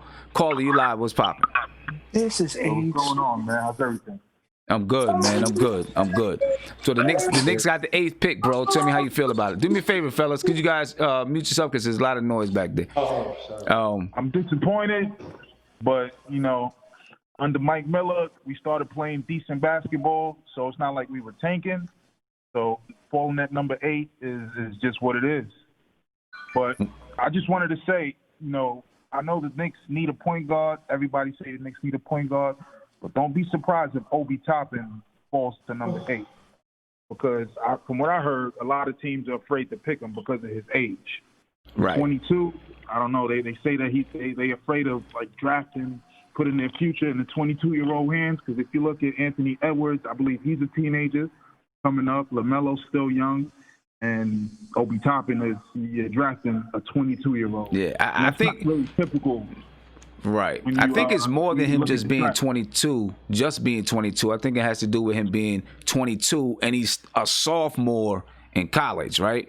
Usually at 22, you're a senior. He's a sophomore because he had to go through a few years of he went to he went to prep school and then he did red shirt, and then finally he was a freshman, right? A redshirt freshman. So it took a couple of years for him just to play his first year in college. And so now as a sophomore, you see what he is, but he's still, he doesn't have, I don't see the same footwork that, you see from other guys who are younger. He's basically a power type of guy. He can shoot the 3, but he basically, is going to power his way to the basket. No kind of finesse to it. So I think there's a lot of people that's like, I like him. He's kind of capped already, maybe. I watched him play a few times, and I really like what he brings to the floor. But I got a question for you guys, and I'm going to end this call. All right. When the 8th pick comes around for the Knicks, what do you guys do? Do you select the best player on the board, or do you select the best point guard on the board? I think you select the best player. Appreciate your time, man. Appreciate it. I appreciate you. I think you select the best player. Hopefully they have, an idea of what they're doing before they even get there. I'm pretty sure they're going to be looking to try to move some things around and make some moves. Let me get to another call here. Caller, you live. What's popping? Hey, how you guys doing? Hey, listen, man. It's strange. To me, it's strange. At 8, I'm right where I want to be because it's one player that I've been talking about all the time, and people just overlook him. That kid from Ohio State, he's smarter than anybody coming into the draft right now. I mean, he got the mentality like a Chris Paul or Kyle Lowry, or even if you want to even say my man from where he's from, Dallas, Doncha, the guy out in Dallas. Luka. The guy, you're right, him. The guy is smart. He's smart. What are you talking about? The only thing people can talk about him that they don't like about him is that he's thin and he got an awkward-looking shot, but it falls. That's who the Knicks need at their point guard. He's sharp. Halliburton. He knows what he's doing. Halliburton. Hey, hold up, guys. I'm sorry. Go ahead. Hey, guys. They can, like when you guys are saying stuff, it's going over top of him talking. I was just asking who he's talking about. So I was asking. I'm sorry, I couldn't hear him, so I don't know if they was asking me something. I couldn't hear him. But I'm just going back to that kid from Ohio State. That's who they need to get at that pick. Everybody's overlooking them. GMs, presidents, owners of teams, coaches. That's the guy that will work with Tibbs. I'm telling you, man. Are you talking about Tyrese Halliburton?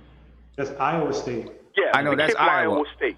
Iowa State. Like 6'5", 6'6". He's real thin, but the kid can play, man. It's like he's playing chess on the court. He sees everything. He doesn't make mistakes. That's the guy you're looking at right there. And all these other guys, everybody's talking about this kid Ball. Yeah, he's all right for the Rucker tournament. He's good. He got potential. He got stuff, but he's not for here. And the kid from overseas, the kid that was born in Florida, but he plays over in Germany, I think. You talk about Killian Hayes. Right. I haven't seen enough of him to tell you what he could do or what he can't do. And the third guard that everybody's talking about, the third point guard, it goes the way it goes. But this other kid, man, he doesn't make mistakes. He's sharp, and in due time, he'll get another 10, 15 pounds on him. In my opinion, that's the kid to go for. Okay. That's just my opinion. But listen, guys, you guys take care. You got a great show, man, and good luck with it, okay? Appreciate it. So you talk about Tyrese Halliburton, man. What do you guys think about Halliburton? He's not wrong at all. That kid, when it comes to the guard spot and commanding the team, that boy's A+. Yeah, that but jump shot. What's his shooting like? His jump shot. He has a weird jump shot. He can shoot from deep, but he's not. One thing that he doesn't do well, and it has to do with the style of play and his size and quickness or lack of it. He doesn't get deep into the teeth of the defense unless there's space, right? He's not going to shoot a mid-range. He's not going to just pull up and shoot that shot, right? And I think it's partially because his shot is so weird. So just think of like an SGA who's probably like SGA more so in terms of the style of jump shooting. He's smart, but again, this ain't college, bro. Like you're not going to be able to get those. If you can't penetrate the defense. You can't just sit out from the three-point line and have everybody else move around you and just make those passes all the time. Like the NBA, even though defense isn't that great, they play the passing lanes a lot better than your average college team. So I like Tyrese Halliburton, but he seems like a Spurs type of player, a guy that you could develop and have the system built around him versus you. Because what the Knicks, what Knicks fans want and what we think we need a point guard play is a guy. Look, all things we complain about with Frank and stuff. He's not aggressive, getting into the paint, getting to the heart of defense. Keeping guys on the hip like a CP3 can, exploding to the basket, him the mid-range. He's not going to do that. The guy I'm thinking of, if we don't get a guy like Killian Hayes or whatever, it's probably going to be Carol Lewis. What about Carol? You better hope he develop his facilitation. Even though Carol Lewis is not a bad passer, but his Carol Lewis is score first, score second, and then we can work on passing. All right, so let me ask you: Do you think Tyrese Halliburton is a starting point guard in the NBA? I actually do think he's going to be a starting point guard in the NBA. Why do you say that, Sim? Why do you say that? Oh, maybe not his first year or two. He might need some time to develop. But I think because he is such a smart player, he's a high IQ basketball player. When I've watched him play, right, and I'm not saying he's Jason Kidd, but just little things that he did on the floor, like this, just like little heady things that you can do that you don't see, like maybe would impact the game, but it really, really does. Just little. I can't even explain it. I have to see it in order to point it out. But these little heady things that you do on the court that set your teammates up, that makes a play work. Just little smart things, and he does those type of things. I think he will be a starting point guard in the NBA. He'll have to get his weight up a little bit. He'll have to correct that jump shot some. Because he really is. He's not going to pull up on you. He's going to, someone's going to dip it out to him, and he'll catch a shoot, but he can knock it down. He's not going to take bad shots. He's going to take good shots, and he's a setup guy. He can set guys up. I think he will be a starter in the league. Sim, you complain about point guards not being aggressive. So think about this, right? I like Tyler Halliburton. I remember we were talking about him. I was like, that was the guy I was looking at. But you watch more of his game. And literally, a lot of things that we complain about with Frank or whatever, you're going to have the same complaints with Tyler Halliburton, right? Again, he's not good. I'm not saying you have to have the most. I'm not one of these guys, you have to have a Westbrook. That's stupid, right? But again, you have to make sure your offensive system fits Tyler Halliburton. Tyrese. I'm sorry, Tyrese. Because when you look at a Tyrese Halliburton, right, he's smart-heady, right? But CP3 is smart-heady, but he has a twitch. He has a hesitation in his dribble. He can catch guys. He can dribble, keep a guy on his hip, make that pass to the center. Tyrese Halliburton, when I watch him, just because of the limitation in terms of he keeps his dribble fairly high, so that means people steal the ball. He's not going to get into the teeth of the defense. And, you know what I mean? So, and we need a guy who can do that. Versus, Tyrese Halliburton is good, but you have to gear your system towards him. Versus CP3 comes here. I'm not trying to compare him to CP3, but a type of point guard. Even LaMelo, right? LaMelo Ball can get inside the teeth of defense and then facilitate from there. Killian Hayes, just up the pick and roll, he can do the same thing kind of in terms of getting to guys deep in the defense. Tyrese Halliburton, you watch his games, that's not his game. I don't know, man. I feel like that he would be a good fit next to RJ because he can shoot the ball. He does get the ball around. He's not going to be, he's not going to be looking just for his shot. You know what I mean? You can, it does, to me, it doesn't always have to be, you can get different guys that come in and change the pace of the game. And you can also say, hey, we're going to let RJ penetrate and get to the cup. You know, he's not super fast. He's not, RJ's not super fast, but he has the ability to get into the lane and still draw defenses to him. I mean, I don't know. We'll see. I'll say this simply. I'll say that this eighth pick really when it comes to me. Yeah, go ahead, Isaiah. Yeah, so when it comes to me, son, with the eighth pick, I'm either going with a wing like Vessel, or I'm going to go Carol Lewis as the point guard.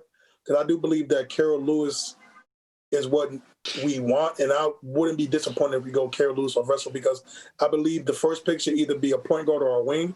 Because if we do that, we can definitely do the 2-wing set with RJ and that kid Vessel. I definitely believe in that. So let me ask you there. Do you not get both in Tyrese Halliburton? Nah, that's true. Right? Because so here's my thing though, similar with Tyrese Halliburton. It can go a few different ways for Tyrese, right? It can go a few different ways. We can treat we can treat Tyrese like Frank here. Yeah. We can treat him like Frank. Yeah. Which literally, if you listen, I know it's not to the extent of what Tyrese does, but Frank kind of does what Tyrese does. But I'm gonna say this. This is what I'm gonna say about that. I think a lot of people wouldn't have as many complaints about Frank if he was knocking down. Hold up. If he was knocking down that 3-point shot, if he was knocking down shots, if he was knocking down that 3-point shot, I agree. People, and guess what? Tyrese Halliburton was shot 40% from three. Yeah. He'll knock down that 3-point shot. He'll knock it down. Here's the thing, though, right? They said the same. I literally remember the draft for Frank. This is before I think you started the YouTube MBK. But I remember, and when Frank was the 8th pick, and how people said in French he was a shooter. How he could shoot. How he shot it. No. They never said he was a shooter. No. They never said he was a good shooter. I've been keeping up with 5 points a game in France. Yeah, I thought he was like a good puller. No. What they were saying back then was that he had a good stroke, but they never were talking about like he was actually a good shooter. Yeah. Right. When they were talking about Frank initially, what they were saying was, especially with the Knicks, they were saying that Phil Jackson took the safe route when he picked, and he took the safe route because you got to think DSJ was in that draft and Markelle Fultz was in that draft, and they both had injuries. Frank Ntilikina was pre-groin injury, and when Phil Jackson picked up, when Phil Jackson picked up Frank Ntilikina, the idea was, okay, do I go with a one-dimensional scorer who is known for having a Achilles injury? Do I go with Markelle Fultz, who is currently on injury right now, or do I go with a guy that we can develop and mold into a point guard? And don't forget Monk. Don't forget Monk too. Oh yeah, Malik Monk, right? So and that was the issue. They were trying to figure out, okay, well, we know we need a point guard. What kind of a point guard do we go to? We need to play right now, and we need this guy to be able to help KP right now, not later, but right now. So that's why they picked Frank. That's a little bit inaccurate, though. Number one, Ntilikina was always going to be a 4-year project. He could have been right now ready to help Frank, to help KP. Second of all, coming out of France, if you look at the games that he played in France for Strasbourg, he actually played more at the 2 than at the. But that's what I'm saying. I'm aware of what position he played at. But I'm saying they took a safe bet when they have this dude, this multi-dimensional defensive guy that can play 3 different positions. Exactly. Is it better to take him, or is it better to take the need that we have right now that we know we're not going to be able to get any production out of towards the end? Evergreen, I ain't gonna hold you. The Vessel kid at 8, that's not a bad idea, because what he can do defensively and shooting, it will bolster up our guard spot. And that kid, and the type of defense that we're gonna run, he will be incredible defensively for us, because he's really good at what's his full name? Weak side defense. Kevin Vessel. Weak side defense, but he's really good at weak side defense. He doesn't shift his feet. He has issues with shifting his feet. It's not that he don't shift it. No, he does. Trust me, I watch all his videos. Look, I understand that. But it's not that. Listen, it's not that he tries. It's not like he might get beat. Everybody's gonna get beat, but he tries. But with a defense concept that we're gonna be able to install with this team, he will be incredible at 8. I wouldn't mind taking. Yo, JJ Redick. You talking about Vessel? You talking about yeah. But I wouldn't be mad with Vessel at 8. I wouldn't be mad. But one thing that y'all gotta also keep in mind, Devin Vassell, just like Halliburton, is not gonna create his own jump shot. If you draft either Halliburton or Vassell, you're talking about two guys that may need RJ to start creating shots, and then RJ is the point guard. So it's a trade-off. We might not get a point guard this draft, but we may put RJ at point guard more often. Hold on. Let me ask you a question. Do you think we should put that? Do you think we should put stock in what we have? You know, with what I proposed, with what I proposed before. Do you think we should put stock into Jared Harper, Lamar Peters, and DSJ? Well, I'm talking about DSJ, Lamar Peters. I'm definitely giving a look at, because look, Lamar Peters in college, he does not. I mean, he was known as a jewel head. He was known as a guy who basically didn't really understand basketball to that point. And I mean, last year with the G League, he had some games where you're like, yo, why isn't this guy with the team? You know what I mean? And I think that Lamar, and even if, look, we have the 27th pick, you know what I mean? A guy like Kara Lewis might fall. You know what I mean? So he might. I'm just saying he might fall. So again, when you have a guy like Halliburton, you got to fit your offense. And again, that comes from coaching, right? And then a guy like Devin Vassell, who I like a lot. I mean, defensive. I mean, with FSU, they play so much damn zone, so it's tough to. And they play, obviously you can play zone. I mean, NBA you can play zone too, but it's just different kind of kids. That guy's mode is incredible. Hey guys, let me get to a phone call. Let me get to a phone call here. Caller, you're live on Nothing But Knicks. What's poppin'? How you doing? Good evening, gentlemen. I would like to say something that just doesn't seem right. You know, the Knicks haven't won in years, and it just so happens to be that, how is it that the Knicks come in 8th place? Like, they only won 21 games, and everybody like to protest against something, but maybe somebody needs to protest against this commissioner, because he's really not doing. It's not fair that the Knicks is always the number 1 losers, but we're not getting nowhere. He's definitely from New York. Get number 2 picks, but they got good players. It's just not fair. I mean, I don't know what to tell you. I mean, it's supposed to be a lottery, right? So it's supposed to be by chance and this and that. Is it? We don't know. I don't know, but I don't know. So you're not happy with the 8th pick? But back in the days, it was balls. It was, like playing dice. Now all of a sudden, you got Mr. Now it's like, playing cards and picking and choosing. It's just not fair. And, everybody needs to stick up for the Knicks, because it's been years since the Knicks haven't played. And we done had good players, but we had messed up players. But guess what? Haven't you noticed the Knicks is always getting young players, but nobody wanna announce them? We haven't. It's just not fair. It's just really not. I feel you. Everybody like to protest against what's going on and all of this stuff. Instead of watching all this WAP video and all of this stuff, we need to start protesting against this commissioner, because it's not fair for the Knicks. It's really not. I feel you. Hey, we, all Knicks fans feel your pain. All Knicks fans, we all feel your pain.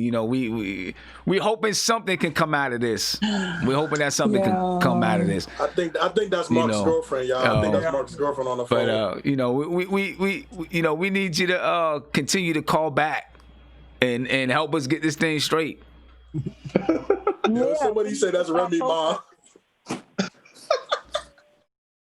Say that again. I'm sorry. I think we need to start protesting. We need the Knicks to be. Yeah, I hear you. Hey, I appreciate your call. Yeah, she brought up a good point. Yeah, and hold on for 1 minute, because I don't think Isaiah understands. Like, when you talk, you're talking over top of her. You know what I'm saying? My bad, man. My bad. No, it's not. How many times? I don't care what they said in the chat. How many times you gotta be? They said that. So what? So what? They said it's really not, man. That's funny, man. I mean, so what? She's right on the phone. Come on, man. Like, I'm sorry. Really? I'm sorry. They said that's Mark's girlfriend too.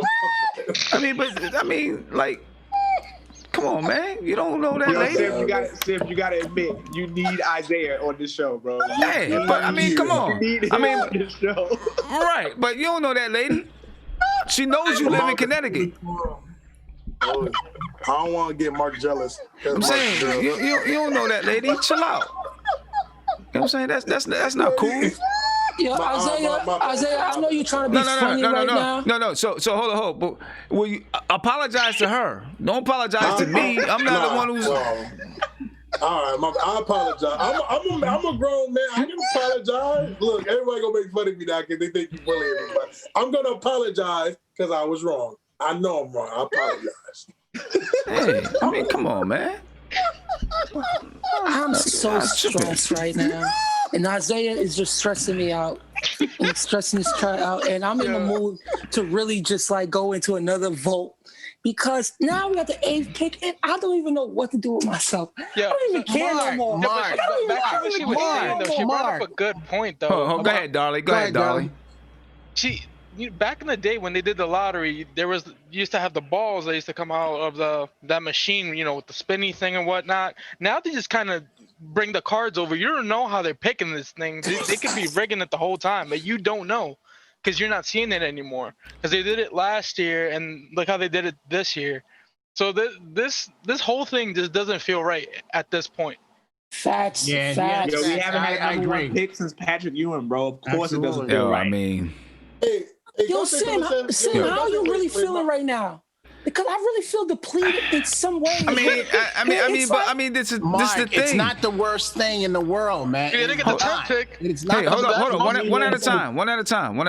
It's not the worst thing in the world. That's all I want to say. It's not the worst thing in the world. Now, Kevin, no, I know you want to be all positive and everything. I know you want to be positive and everything. Listen. I'd have been happy at 6. We went up 2, meaning that we shouldn't go up 2. You don't go from where you're standing to go up 2. You took a loss. You went around the block and got shot twice. Yeah, but realistically, we didn't though, Mark. I mean, listen, I'm not happy with the 8th pick. I'm not happy with it. But the Knicks. Hold up, Mark. Hold up. But the Knicks really couldn't control that, right? They really couldn't control that. But the thing is this. But the thing is this. When you look at the odds, when you break down the odds of where they would have landed, their highest odds was 7 or 8. Yeah, and then the Hornets just jumped. They had like hopscotch, right? They had almost 0% chance of getting a 6th seed. You know what, Sam? If the Hornets didn't jump from where they jumped from in front of the Knicks, then I would be a little. But it's like when you have other teams like that, the Hornets jump in front of. Come on now, man. I got a better question. How are they determining the odds? I feel like that's a I agree with that. Listen. Like where they getting this magical formula from to say like we don't rate a number 6 pick, but we got a 0.1 chance of getting a number 10 pick and a 9% chance of getting a number 1 pick. And we can't get the 5th pick. The 5th pick, excuse me. I mean that's they broke it down. They broke it down maybe a year or 2 ago with this whole new thing. Let me get to another call. Hold up, let me get to another call. Caller, you live? What's popping?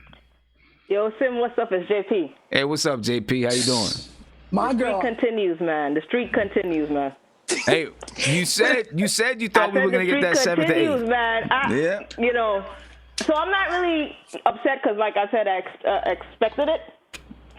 But wouldn't it have been nice if when we had the number 1 pick last year, that we dropped 1 spot, like Golden State did?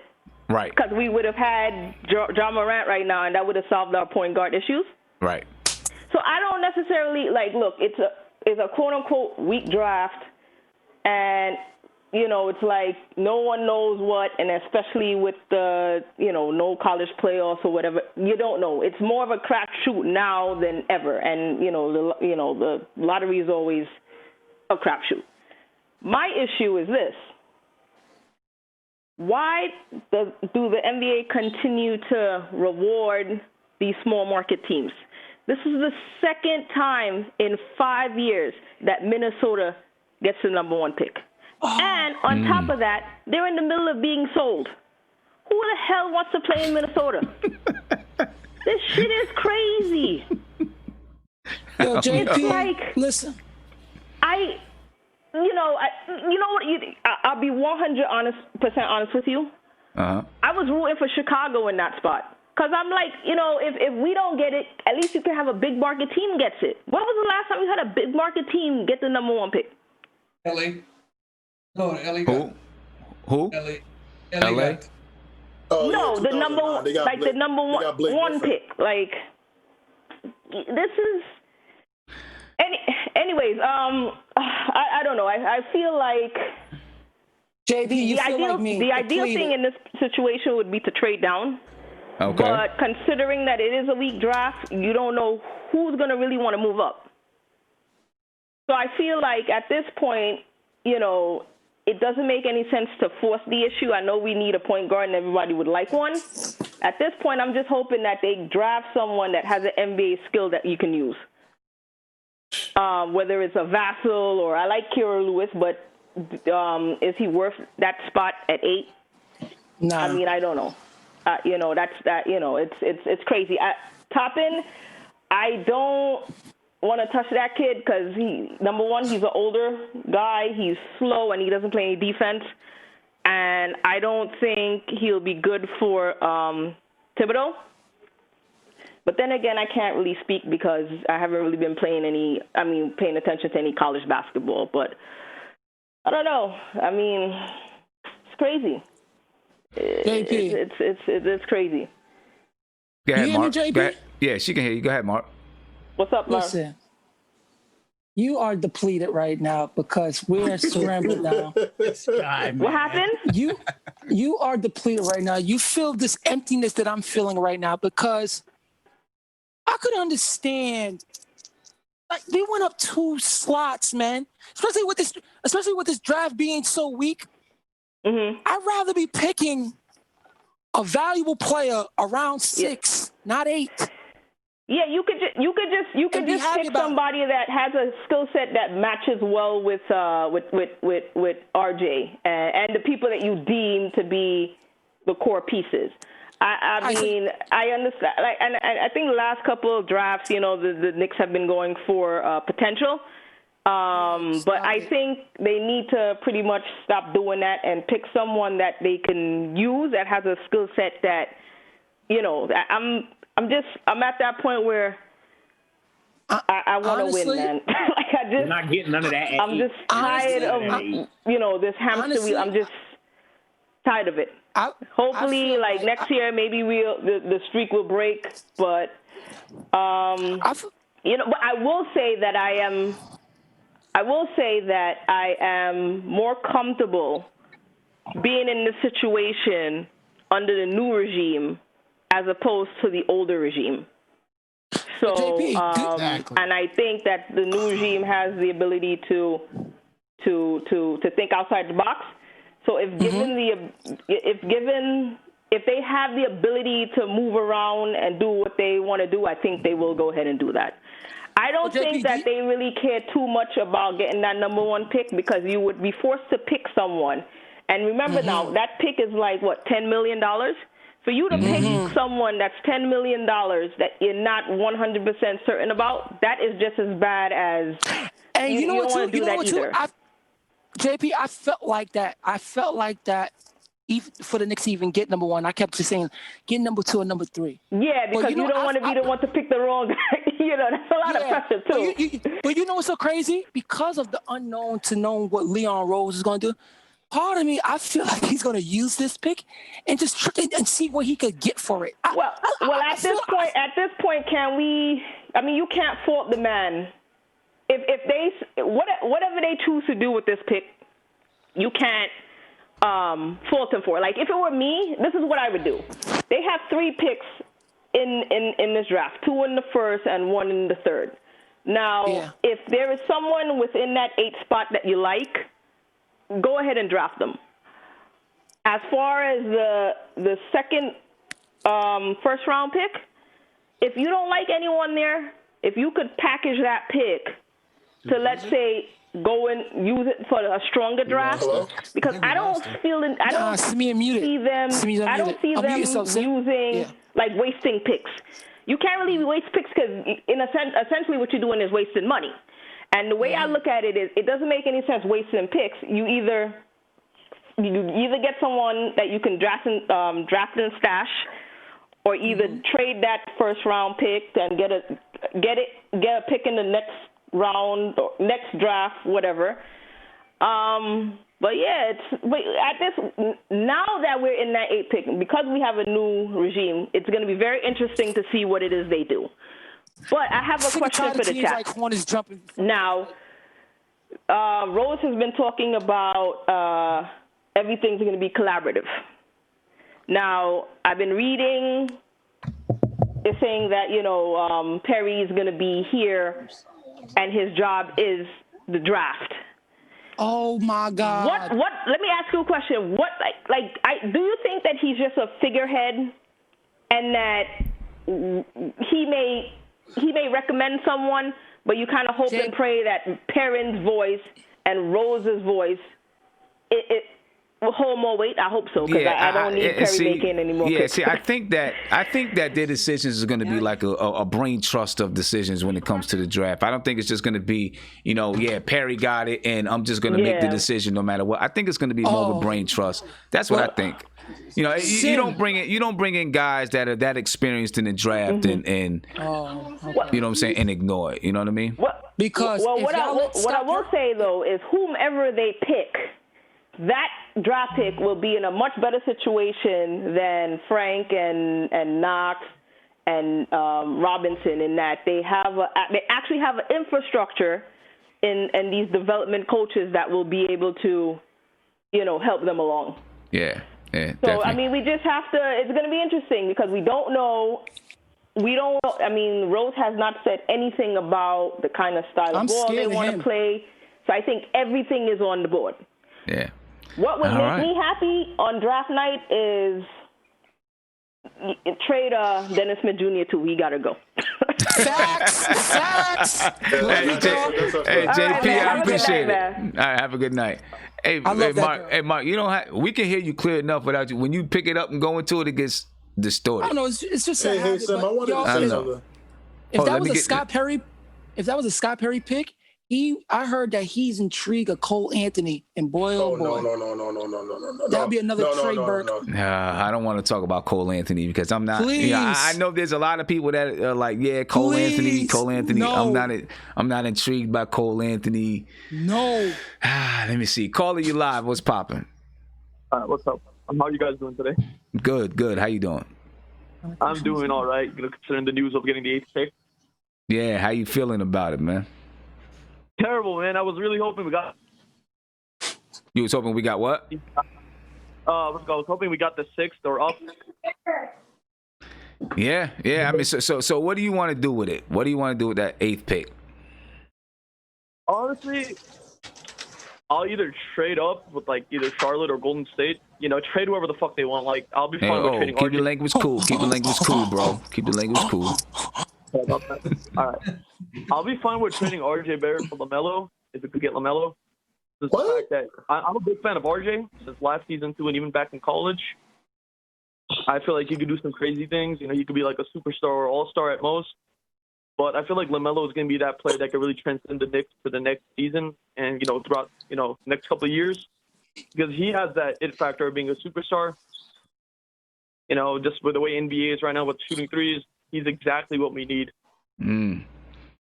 So you're in favor of trading RJ Barrett for LaMelo? I'm not doing it. I'm not doing it. I'm not trying to give up on a kid like that. You know what I'm saying? Like, to me. Go ahead. Say what you were gonna say. I'm not either. I'm a big RJ fan too, but it's just the fact that if it's necessary to get somebody like LaMelo. Because people like RJ are going to be able to come around a little bit, more in other drafts as well. But somebody like LaMelo, like a 6'8" point guard, plus he's only 19, so he can end up growing up to like 6'9", 6'10". The man could shoot, he could dribble, he could pass the ball phenomenally. He's kind of like a Magic Johnson who could shoot threes. I don't know, man. I don't know. He doesn't shoot threes, by the way. And who's he gonna pass to? Yeah, right. Honestly, So are you saying to take the 8th pick and R.J. Barrett to move up for LaMelo? I mean, if you could get other players too, I think it really depends. Oh my God! Ooh. Yeah. So now you give up. So now you give up RJ. Instead of taking a chance and saying we can get another player and have RJ, we give up RJ for LaMelo. Got LaMelo, but then we don't have another player to bring in. Oh God. All right. So my other option, honestly, just like the other caller said, we could probably go down in the draft, see if we can get. Because at this point, we either need a point guard. Some people say we need a small forward. In my opinion, Kevin Knox. I think we give him another year or so, especially with that guy that we got from Kentucky. I think his old coach. He could develop him into something, hopefully. Or we need a power forward. In my opinion, we could get Julius Randle out of here at any moment. And with that, I would either take a Nico Kongwu or somebody like Obi Toppin, maybe. And if we need a point guard, maybe Cole Anthony, but I know a lot of people ain't that big on him.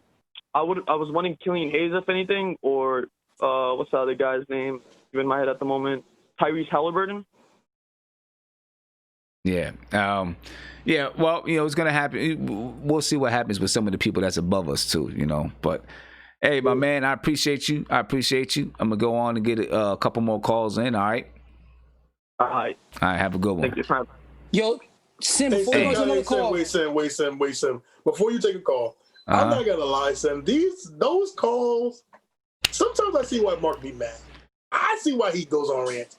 Because sometimes, bro, that doesn't make a lick of sense. You don't trade. Wait a minute. To you. Yeah. Oh, okay. Right, and maybe to other people, but that's that man's opinion. That's his opinion. So he can't call up and state his opinion because hold on. He can't call up and state his opinion because you don't like it or somebody else don't like it. I didn't say he can't call up and state his opinion. I didn't say he can't say that. I just said sometimes those, like when people say stuff like that, it doesn't make sense because to me it doesn't make sense because why would you trade an asset that you know about versus LaMelo and a pick for LaMelo Ball that he needs. Can I ask you a question? Have you not seen it done in the NBA before? Thank you. You can bring it time for me, please. I mean, have you not seen it done before?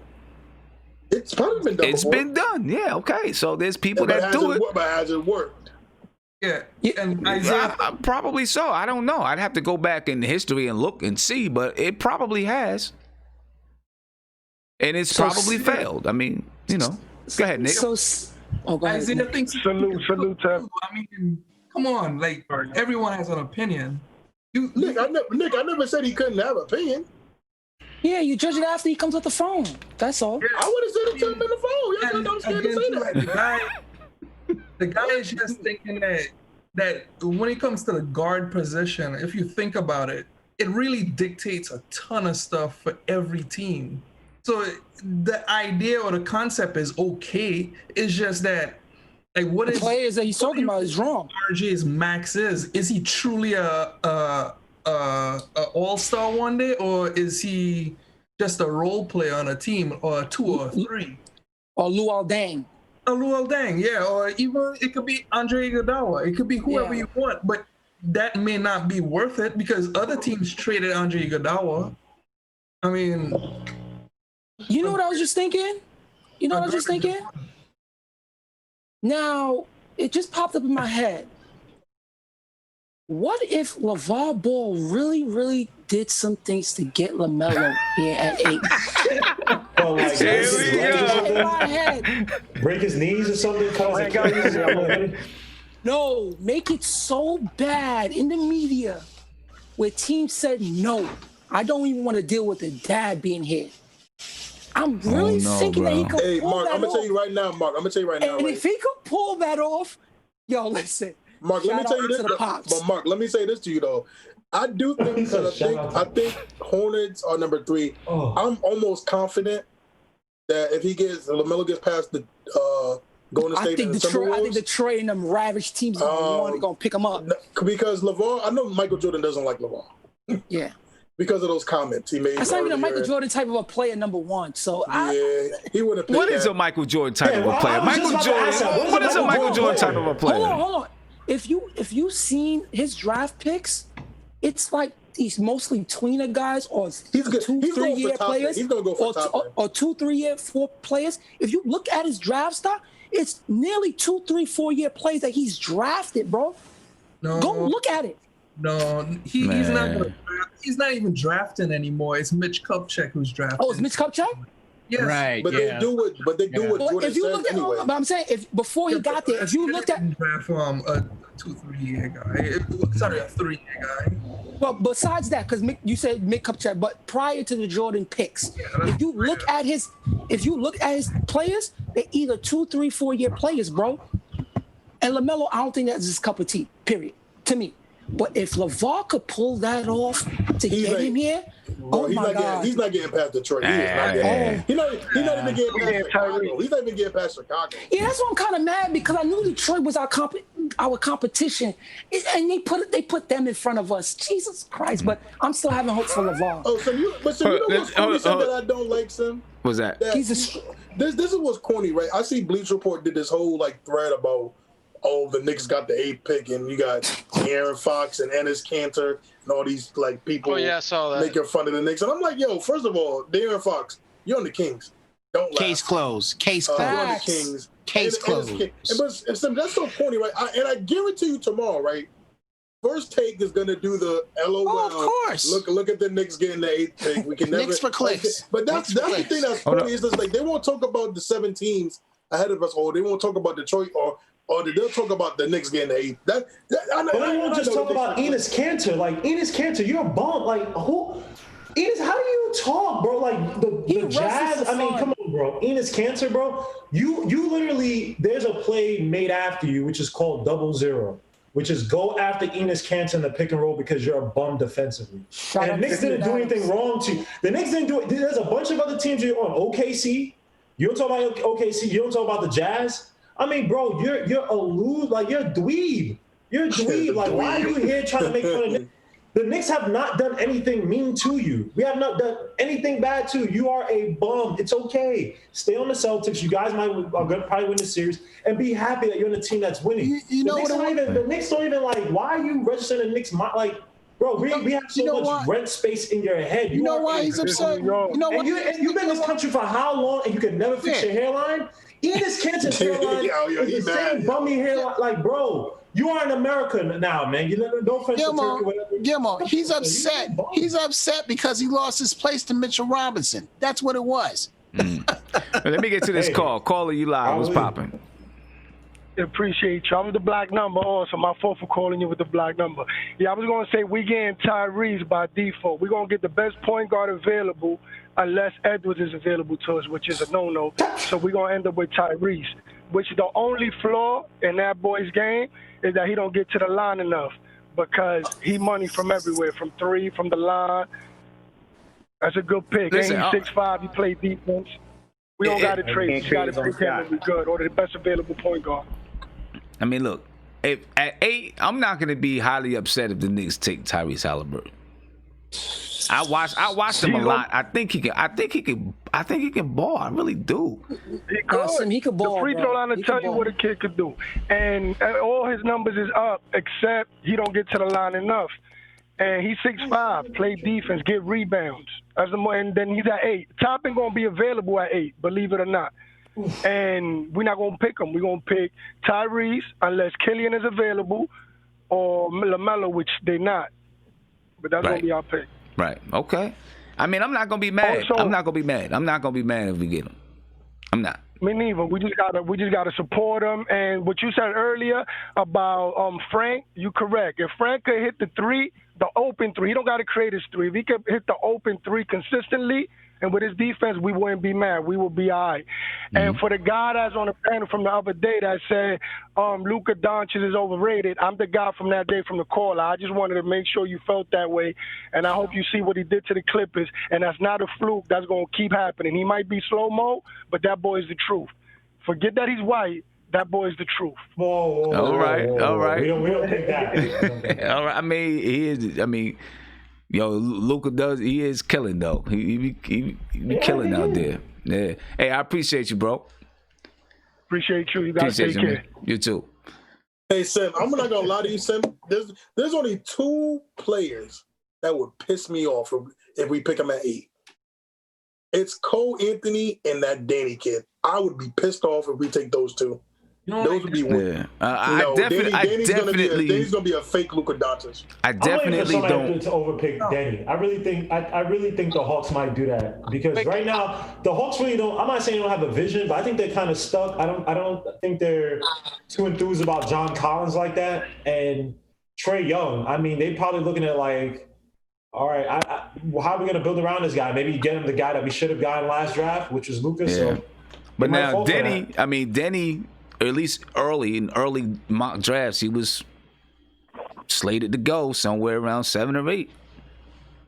Sam, I think that, and I was mock drafts. Sam, you know what's saying? What happened? I said I'm looking at mock drafts, and they're all saying we're getting Devin Vassell. Devin Vassell. But see, you know what it is though, Sam? I don't fall in love with Danny because that's the Porzingis effect of like the Dragon Bender thing when 2015 when KP did good, the 2016 they took Dragon Bender 4th. He sucked. Now to me, this is like the Luka thing where Luka kind of plays like Luka. I mean, maybe. I mean, people. Players have been taken from overseas Europe before, bro. Stay away from him. I mean, I'm just not excited about him. He's, it looked like his draft stock has dropped. I don't know. There's some people that swear by him. I'm not one of those. He lived a lot off his high school film because even when he came out of college, he had the injury, and he never looked like that world beat. He had a few games he scored like 35 points, something like that, but he was never this quick twitch world beater guy. Like in college, he just had a bunch of dunking highlights, and he's 6 feet, so it looked like he's great. Yeah, I'm going with Carl. Listen, Sam, if I had to take one pick with the 8th, I'm going. I would probably you only have one pick to take with the 8th, so. I'm going. If you had to put a gun to my head, man, I'm going Carol Lewis, man. I'm going Carol Lewis. Yes. I probably would take something too. Y'all ain't sold on Killian Hayes, huh? Nah, no. He probably won't be there. He might not be there. Hold on. I like Killian Hayes over Kira Lewis, but I foresee Killian Hayes being gone by the time we get to number 8. Yeah, I don't see him being there. The Ringer is saying that he could be there at 10 for Phoenix. Some of these mocks are ridiculous. Yeah, it's not. You got to be careful. You got to be very careful. That's why you got to, as opposed to looking at a mock, that's why you got to really logically look at each team and what they actually need. The mocks, you got to build your own opinion off of that. But that's why I said, I kind of made my own list and I looked at what each team, that's what I want to do now is look at each team and see what they need and see what the likelihood of, whatever pick is going to be there. And I, based off of the teams in the draft order right now, I don't foresee Killian Hayes being available. Okay. If he's available, I feel like it's possible. If he's he's not getting. No, I think Detroit's going to take him, man. Yeah, Detroit's going to take him, man. Yeah, but Detroit having the 7th pick. Let's say they need Golden State ends up getting like a LaMelo or something like that. I could see them trying to trade some of their assets in order to. Including the pick. Detroit don't have. Yeah, but Detroit don't have assets to give Golden State for what they want. Hey, I want y'all to listen to this, right? This is a theory I got with Golden State. Oh boy, the Golden State Warriors. He's been thinking, y'all. It's dangerous when I think. It's dangerous. Listen, you can burn down the house.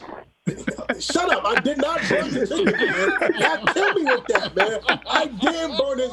Listen, y'all act like Sim didn't have $1 million house insurance on that. He wanted me to burn the house. Right? Yeah, he wanted me to burn the house down. He wanted me to. What? But I do believe that the Warriors are not going to pick. They're going to trade their pick to Philadelphia. I was thinking about that last night. They're going to go for Embiid. I was thinking about that the Warriors? in that game. They're gonna go for Embiid. I don't know. No.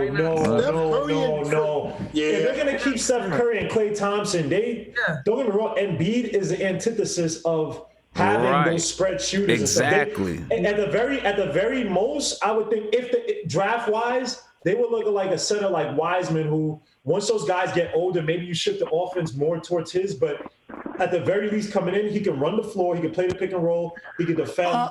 That type of mobile center. Embiid is a guy you throw it down low and you let him do his magic, and then maybe he passes out of the double team. But for that Warriors team, nah. Are you kidding me? And then, but hold on, and then you're also dealing with, Steph is injury prone. Klay Thompson now is going to have issues, ACL issues, and then you bring Embiid, who's always hurt. Listen, I can't see that. I don't know. So you're telling me the second pick, Andrew Wiggins, throwing Draymond Green won't get you Embiid? I'm not saying it won't get you Embiid. I don't know if they want Embiid doing that. Yeah, because I just don't. I just can't. It's just I just don't see it being smart to have your three main guys all very injury prone, and then Embiid, changes the way that they play. He's not. He can't get up and down the floor like that because of his knees, right? And so they want to come up and launch threes and shoot the ball quick. You could pick Wiseman. You could just pick Wiseman. Right. Yeah. Exactly. Just pick Wiseman. That's understandable, but where they're at right now, they don't necessarily want a young player because they're in winning mode now. And as good as Wiseman is, they want someone a little more stable who they can really, really count on from a night-to-night basis. But Embiid still does not fit there. Okay, it's one thing to have a guy that fits your offense and you're trying to get, say, a Chris Webber to win right now, right? Embiid is not that. Embiid plays literally the Sixers are in a divided territory because when Simmons is not there, when Simmons is in there and Embiid is not there, they play differently. Right? You can attack the passing lane. You can attack the defense. With Embiid, you can't place him. So imagine this. You're talking about all those guys and the amount of movement they have on that team. They need big men who are going to come out and set up high picks like Embiid cannot do that. And all these other big men. What's this guy's name? He can't. He got the head. I can't remember his damn name. But Embiid is not that type of. Embiid is the type of guy that his bread and butter. Not saying he can't space out the floor.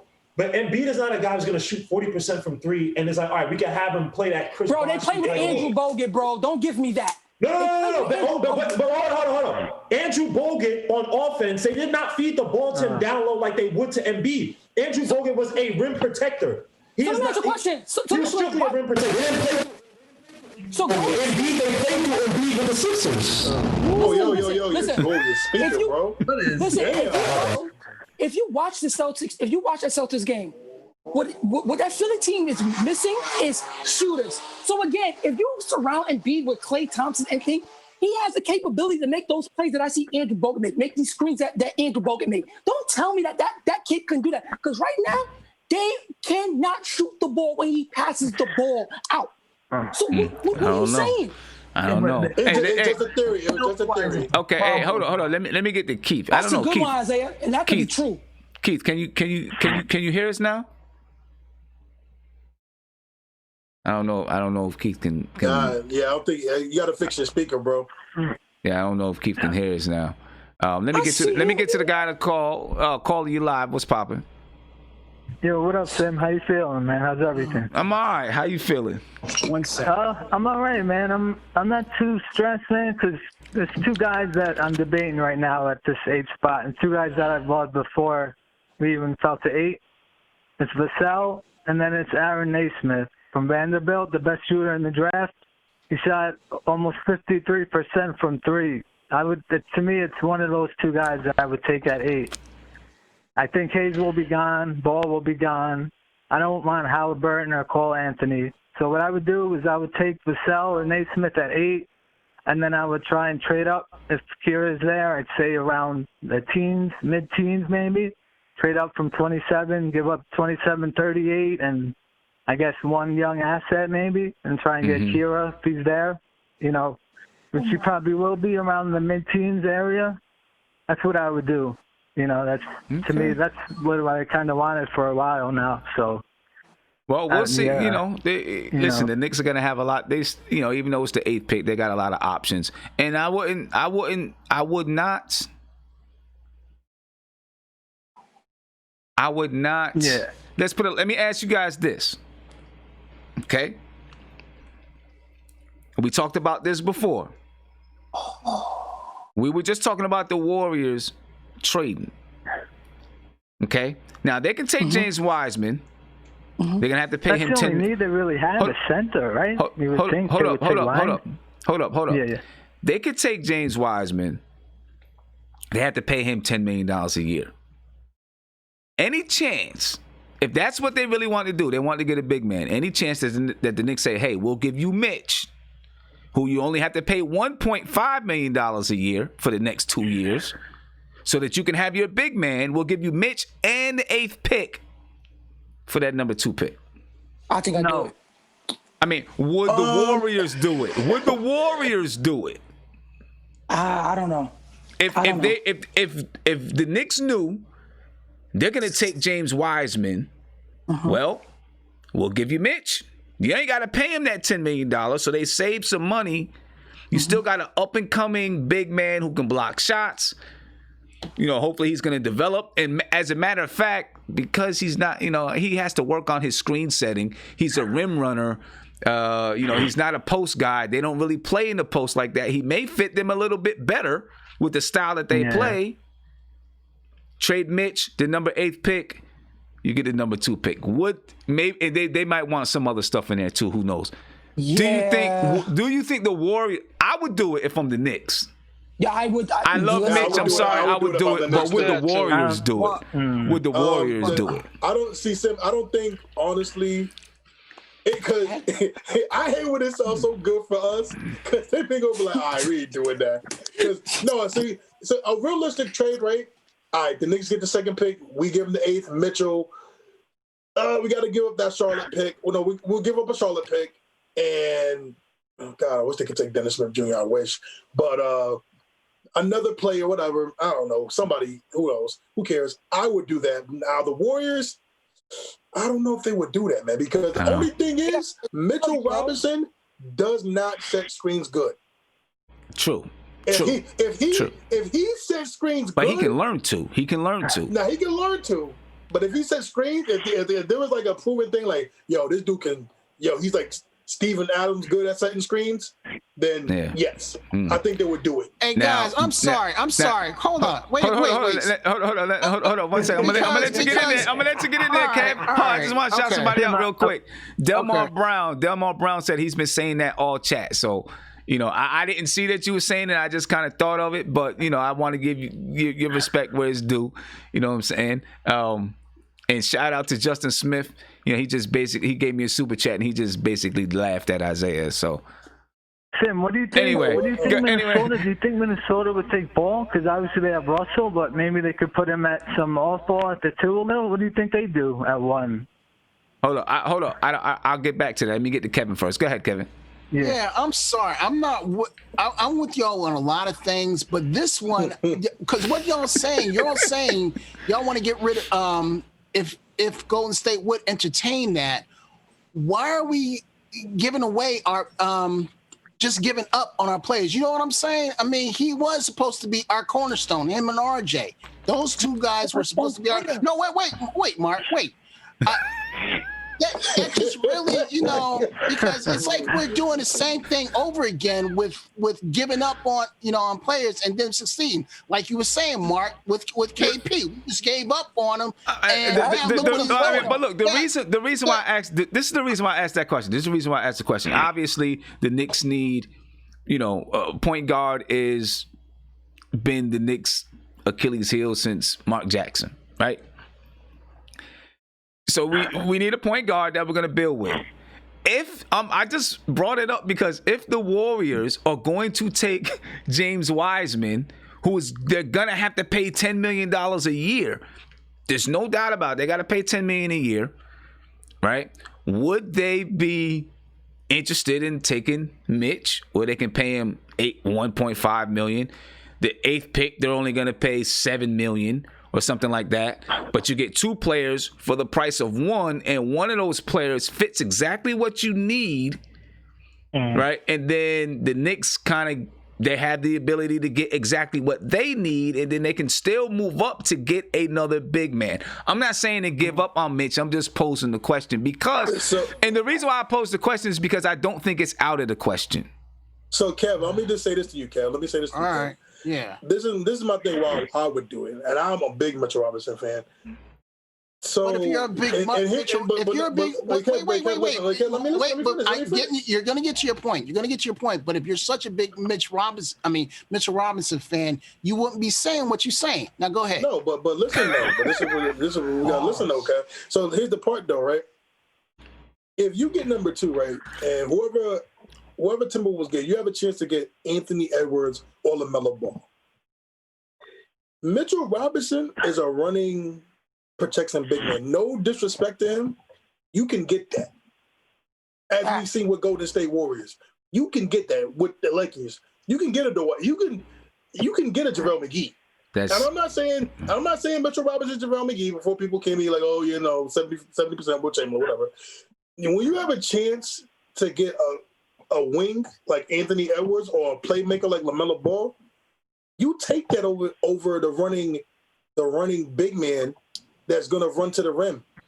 You know what I'm saying? You take that. That's the way the NBA is. I mean, look at the Clippers.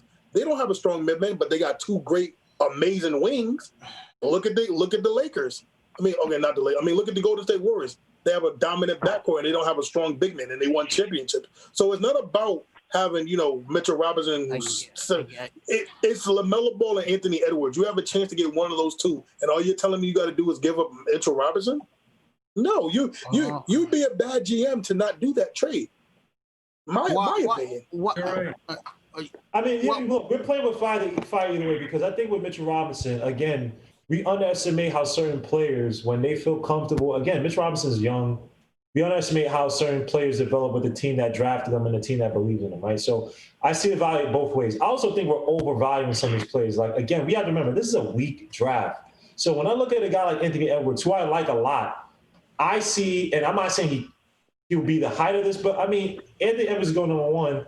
He reminds me of Oladipo in many ways, right? And that's not even to say Oladipo's nice, don't get me wrong, but Oladipo's been around and he truly blossomed when he got to Indiana. So, and LaMelo Ball, to me, there are a lot of question marks regarding him, right? I'm not saying you don't give up a guy like Mitchell Robinson, but again, this is a draft where I think you pick up as many, and there might be guys who we can pick up in this draft that people aren't looking at because they're just underlooked. Everyone's like, I got to get this. We might get a guy that's best player available. Like I said, a guy like Jalen Smith. We could get gems in this draft. If you want to truly get a dynamic point guard, if we can't get him in this draft, look to 2021. Again, Nick pointed this out. Don't say that to Sam. Thibodeau is not a guy who's not. Thibodeau is a guy who's not afraid to throw different offensive looks, given the personnel he has. And if we can have a more look, everybody's talking about Tyler Halliburton, right? I know people are going to kill me for this, right? Not comparing the 2. But when it comes to facilitation, moving the ball, headiness, being small on the ball, not saying it's going to happen for any call, blah, blah, blah. But again, if you can have a bunch of talented players around Frank, who is to say that same facilitation that you're going to get with, say, a LaMelo Ball wouldn't be there with Frank? Maybe the scoring won't be there as much, the dynamic, crossover, blah, blah, that you might get with LaMelo Ball, maybe aggression with Kara Lewis.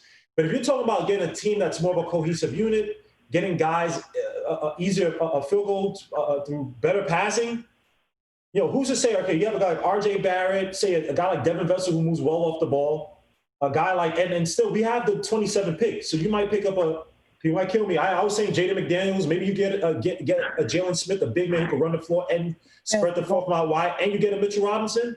You're telling me that group right there, you got off-ball movement, you have a slashing wing, you have a big man who can shoot and play defense and move, and then you have Mitchell Robinson. You're going to say and tell me that you need the greatest point guard to make those guys work? That's I'm what just I'm saying. saying. We don't know. I mean, it's hard. I mean, That's what I'm we don't saying. know. I'm just saying. Obviously, That's what we I'm don't know. I mean, here's We're what I'm getting. underestimating what Yeah. Tibbs can do, man. I'm not saying that Tibbs is the greatest. He wasn't my side. Atkinson was. But when Nick brought up that point, and then he referred to that article where they broke down how Thibodeau changes his offense. Right. I'm like, oh crap. I can't just look at that. And again, Mark brought this up. Thibodeau had the top 10 offense with the Grizzlies, with the Timberwolves that year. And that was the year with all that turmoil and chaos. So again, we have to we got number 8, but let's not kill ourselves. This is a weak draft anyway.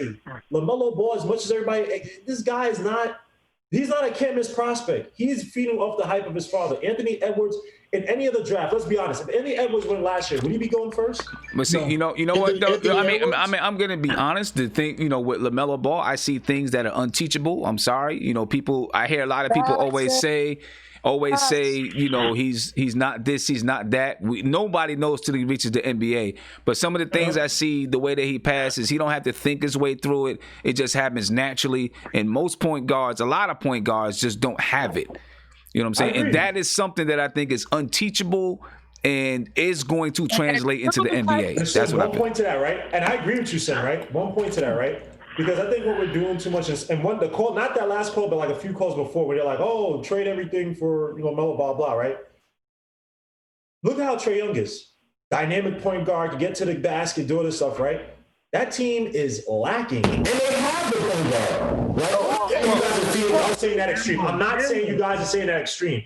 I just think that no, there's something with your headphones. There's something with your something. He's bursting. Yeah. Oh, my bad. You just get to another point. Can you hear me now? Yeah, we can hear you clearly. It just happens every once in a while. It goes spaceship on us. I'm apologize. I don't know what's going on. That's a good one. The CIA is tapping into my computer. I don't know. But I was just saying that, look at Trae Young, right? And this is an extreme, right? Trae Young has, he doesn't have the size, but he has all the talent you want in a point guard. A guy who can shoot it from deep. A guy, he has that quickness, that twitch move into his game. Yeah, that dribbling package, man. That team is so far away from contention. This guy was not crying, but he was like so depressed because I've never lost this much before. I think the Knicks I know we need a point guard, but again, we've had how many years of terrible coaching? Yeah, I get that. I get that. I agree.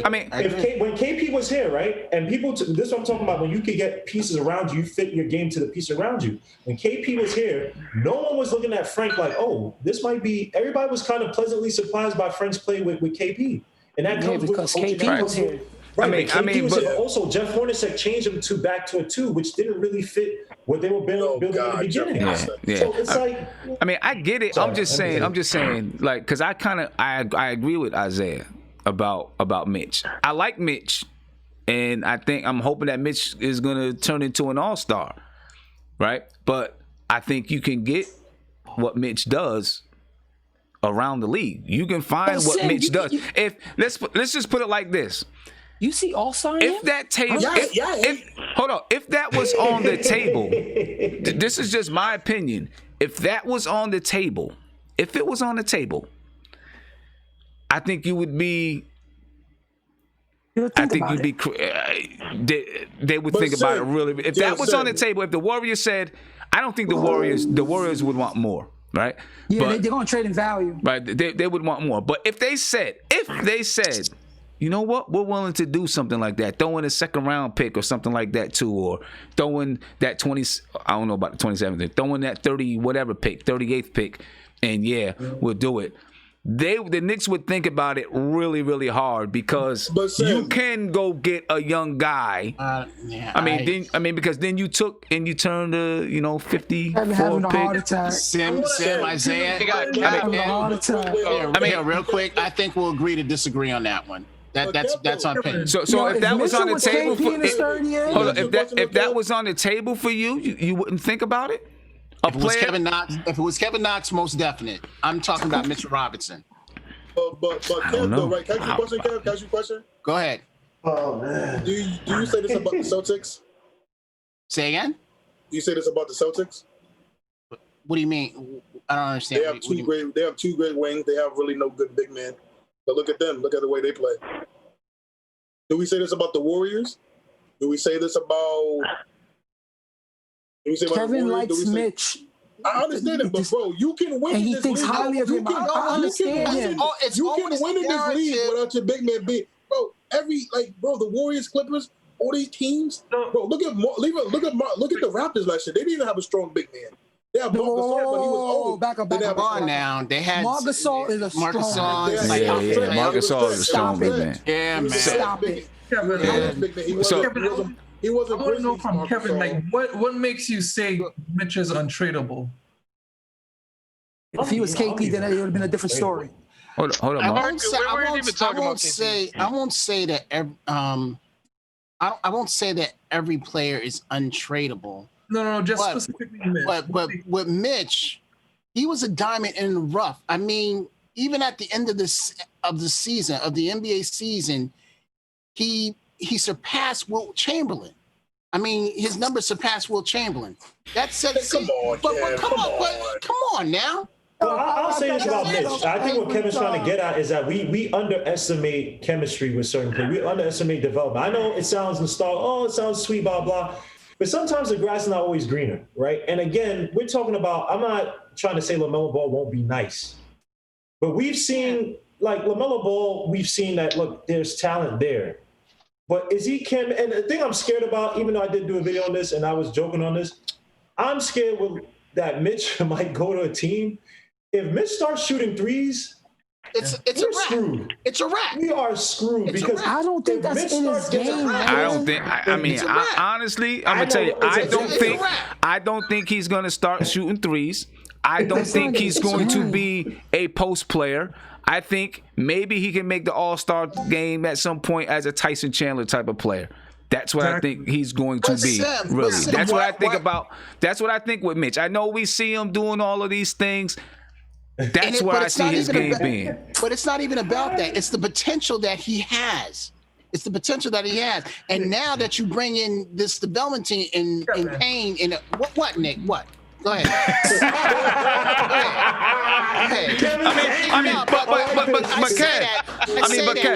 I say that, Nick. Don't take offense to it. Because I respect everything you said. Okay, all right. But Kev, but check this out. At some point. There was reality. One of our young players, but listen, at some point, one of these guys are going to be moved to improve the team. Thank you. It is going to happen. We're going to have allegiances for these guys. As a GM, you've got to. That's your job. You've got to look at everything that's on the table and say. We've already said that RJ and Mitch are our cornerstones. Yeah, they say that. Now, if we would have said Kevin Knox, you would not have had an argument. You would not have had an argument from me. As much as you would not have an argument from me. But we're talking about Mitchell Robinson, one of our cornerstones. All right. I know, but what I'm saying is, like, GMs say that all the time. Yeah, this is one of our cornerstone players. And then something happens and the trade comes in, like, damn, he's one of our cornerstone players, but yo, Sim, I'm gonna end it right now. If Devin Booker was available to us right now, everybody would be gone. That's different. That's different, Mark. That's different. I mean, y'all planet, Mark. Well, anyway, just let me get to some people who chimed in here. Siobhan Robinson was like, he's agreeing with you, Kevin. He said, now y'all hop on Mitch trade bandwagon, and he's laughing at us. And then Roger Michaud said trade Mitch, the 8th pick, to Golden State for the 2nd pick and draft LaMelo and sign Christian Wood in free agency. I don't even that Christian Wood crap, man. and that's what I'm talking about. That's what I'm talking about. Hold on, this is something depressing. So I don't know. I'm just I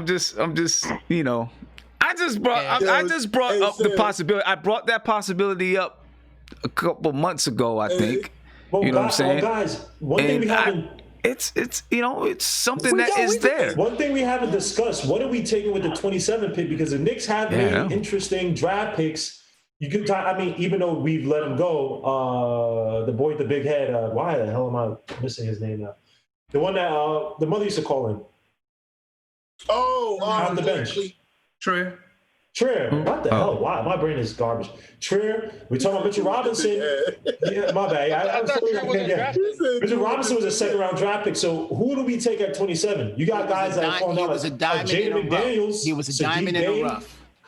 So I wanted to bring something up, at least to Kevin's point, just going back for a simple. What, Nick? What?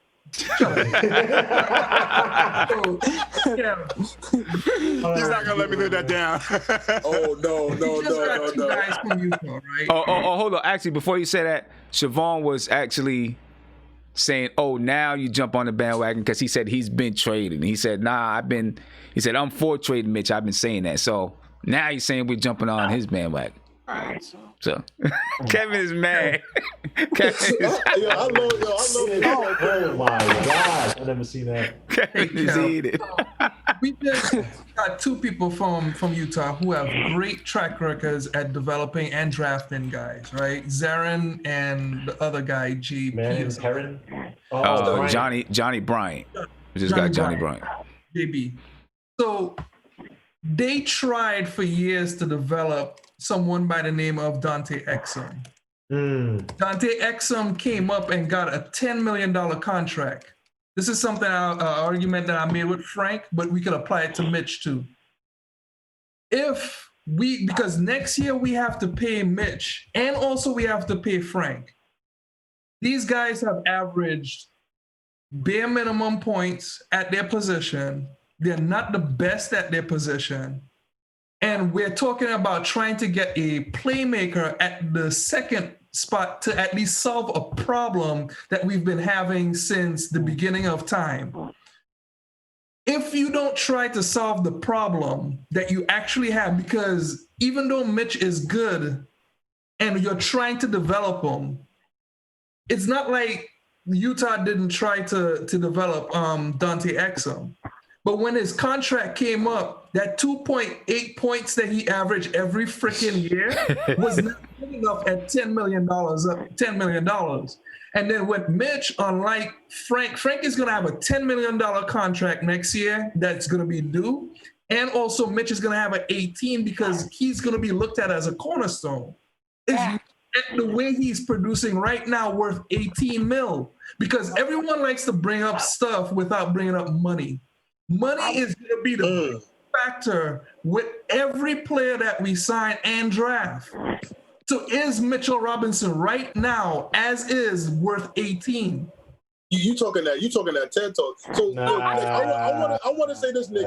Right now he's not. He hasn't played 40 minutes. He hasn't played 30-some minutes a game. And this is something that you said that really just took me. A lot of Knicks fans, right? We go on potential, and I love, and everybody know I love Frank. Frank is my man. But at the end of the day, mine too. Yeah. And at the end of the day, right? A 4-year rookie deal. Oh Lord. You have to have a sound effect soon for every time. So he's a bug, right? I'm a little hungry, but a rookie deal, right? We blink and 2017 just happened, but look where we're at now. We gotta have a time to pay Frank. We gotta pay Frank, and now we gotta pay Mitch. So like what Nick is saying. How long do we say potential? Because look what the Utah did. They gave him that $10 million. And they gave Dante Exum. And now to counter that. Hold on, Kev. Okay, go ahead. They gave Dante Exum that $10 million, based it on potential. Still based it on potential. And they got screwed. And how? Right, exactly. They had their development. We didn't have that here. Now I think we have that. We haven't had that since. Though it's time to pay Frank. Yeah, it's time to pay Frank, but still, we haven't had that development that's needed for these players. Listen, but you understand what I'm saying, though.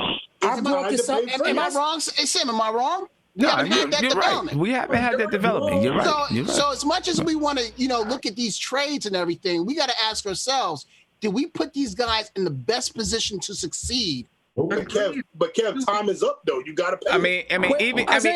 Even when you're talking about this new regime, and they may look at it and say, some of these guys, they just was, everything was crazy. There's, no kind of stability, this, that, and the other thing. I don't think that's gonna stop them from making moves if those moves make sense for the Knicks. Understood. But what I'm saying is, again, if we're talking about cornerstones, if RJ and Mitch are supposed to be our cornerstones, why are we looking to give it? Why, Mark? Why? Because listen, we thought KP was our cornerstone. Listen. I'm gonna make it simple. But KP and Mitch are two different things, though. KP and Mitch are two different things. Simeon, that's where I was going. Through all the turmoil, throughout all the turmoil Porzingis went through, he developed so significantly every year to a point where you say, this guy can take us somewhere or be a pillar. I do agree with that. It's not that type. It's his second year. It was his second year. No. Let me tell you something. We're going into his third year. Listen. I'm not going to pay a guy that do not look to take a shot. Okay, he don't look to take a shot when it's open there. Players that want to be that next tier of players, they do things regardless of their circumstances, and that's why I thought of KP the way I thought of it, and it was okay for me to pay him that money because you've seen the potential. He could do way more things than Mitchell can do. Now, why this Mitchell thing came up is because of the money issue. Okay, if Mitchell came out next year and was Rudy Gobert, like he just came out and made us a winning team, then I'll think about paying him. But Mitchell do not have that type of. So you're just gonna let him go? You're just gonna let him go? No, I'm gonna let him go. That's why you're gonna let him go. Okay. All right. I'm not gonna say nothing else. I'm not gonna say nothing else. Next thing. I'm gonna do what Boston do. Okay. Listen. Okay. I'm gonna do what Boston do. Okay, Danny. What you gonna do? What you gonna do? Listen, I'm gonna get rid of a player before I have to pay him. That's what I'm gonna do. Oh shit. Okay, that's what I don't think Mitch. Listen. If Mitch was 15, he's a bum, right? Is he a bum? I'm not saying he's a bum. Then what are you saying? You're talking about cornerstone players. Yes. Him and RJ. But okay, I think the question is out about, for me, Mitch actually being a cornerstone. RJ, I can see where they say, okay, RJ is maybe your cornerstone. And he only gets that because I don't know about Mitch. Younger. No, Yo, the only reason I don't know if Mitch is a cornerstone. Let me say this, Mark. Let me say this, hey, Kevin. Let me say this. Regardless of how we feel about KP, I'm gonna tell you right now. Seeing KP, I was willing to give him $27 million. 27. I was ready to give him $27 million. I'm not ready to give Mitch $18 million. Is he? I'm not even willing to give Frank $10 million. And I love bro. Frank. You look at Frank Van Vliet the other night. Understand what cornerstone means, and like Mark says, right? When we talking cornerstone, we talking plays that's gonna get you wins and go get it, and you know what? It don't matter, and they gonna stop. Mitch and gets the ball. Consistent. Yes, consistent. You right. Mitch gets the ball. We're all literally screaming, "Shoot the ball!" And you know what I'm saying? So we're saying that, but it's his teammates saying that. I asked y'all about this. Is Randall telling him to shoot? Bro, if he is wide open at the top of the key and his man dropped back into the paint, I don't think anybody is saying don't shoot the ball. They're all probably screaming, shoot the ball. I asked y'all this question a few weeks ago. I asked y'all, do you think that... Is it him or coaching? Him or coaching, or even the players, No, listen. KP wasn't coaching. KP wasn't. No. He's talking about Mitch. He's talking about for Mitchell Robinson. Hold up. He's talking about for Mitchell Robinson. Is it Mitchell Robinson? Is it him that's not shooting, or is it the coaching that's telling him don't shoot the ball? It's probably a mixture of both. But I'm gonna tell you what, another player that has that mindset to shoot the ball, if they're wide open like that, and even if the coach is like don't shoot it, they're probably gonna shoot the ball. He doesn't have that instinct to pull it from there. You know what I'm saying? Mark is smart. Anyway, listen, I ain't never heard of a cornerstone that don't shoot. Or don't. I mean, listen. Mitch has unless you're Rudy Gobert, Dwight. So again, you're saying you do not believe in his talent. That's what you're saying. No, I never said that. No, but you're talking about trading them. But you're talking about if the thing is on the table that you're going to trade. What we're talking about. I mean, for me. Not for me, the money that he requires. It's not about. I'm not even, because the Knicks got 2 years till they got to pay him. They got next year, and then then they got a player option for the following year, right? Yeah. And it's still like $1 million. So he's got next year, and then he's got a player option the following year. The team has not a player option, the team option the following year, right? So, they can decide to do whatever they want. So they have him at a great price. So it's not even, you don't have to worry about paying him for another 2 seasons, actually. Yeah. You know what I'm saying? But it's coming. It's coming. It's coming. It's coming. I think he's talented. I think he's got a lot of potential. Not cornerstone, man. I don't know if he's your cornerstone. That's just my bad. I don't know if he's your cornerstone. If you're going to give a non-big man that can't shoot $27 million, he better be freaking Dwight Howard. If y'all I don't know about Dwight Howard. He better be. Let me get to this caller. All right. Let me get to the caller. You live. What's popping? Oh, Lord. Hey, caller, you there? Yeah, you there. What's popping with you? Oh, what's going on? I didn't know that was me. Okay, so I'm the same caller that called about the Carmelo Anthony thing the last time, but I'm not going to bring that up. One thing I wanted to say, and I'm glad that you guys brought this up, because I think if the Knicks want LaMelo Ball bad enough, they will trade Mitchell Robinson. It's perfect. It makes perfect sense. Golden State needs a big.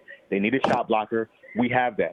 Now, the perfect trade that I think that will work out for both sides, I would package Mitchell Robinson, number 27, and next year's number 1, and then probably an expiring contract like Julius Randle.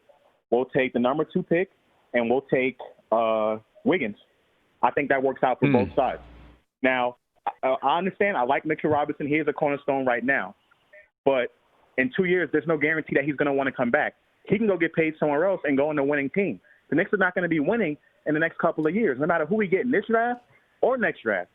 So he's more than likely to leave. Even though he's a cornerstone player for us right now, he can leave and go somewhere else and get paid somewhere else and go win at the same time. Mind you, who is his agent right now? The same guy who was LeBron James' agent. They're going to tell this guy to go out and get paid. Why would they tell him to stay on the Knicks? We haven't done anything in the past 20 years. We have no culture. So I understand all the talk about keeping Mitchell Robinson, but at the end of the day, we got to do the thing that's best for our team, and then we need a point guard. We need a point guard, and if they want LaMelo Ball bad enough, they're going to go up to go get him. If none of that happens, at number 8, I'll take Killian Hayes. I think he's going to be the next James Harden. Mark my words. Thanks very much, guys. All right, appreciate it. I don't know about James Harden, but why? Because there's a step back jumper. Big shout out to Hotep Rel. Thank you for the super chat. He said Cole Anthony is the pick. Oh. That's what Hotep Rel says. And then Siobhan again, he said a cornerstone who averages 9 points and 7 rebounds. He said flip him.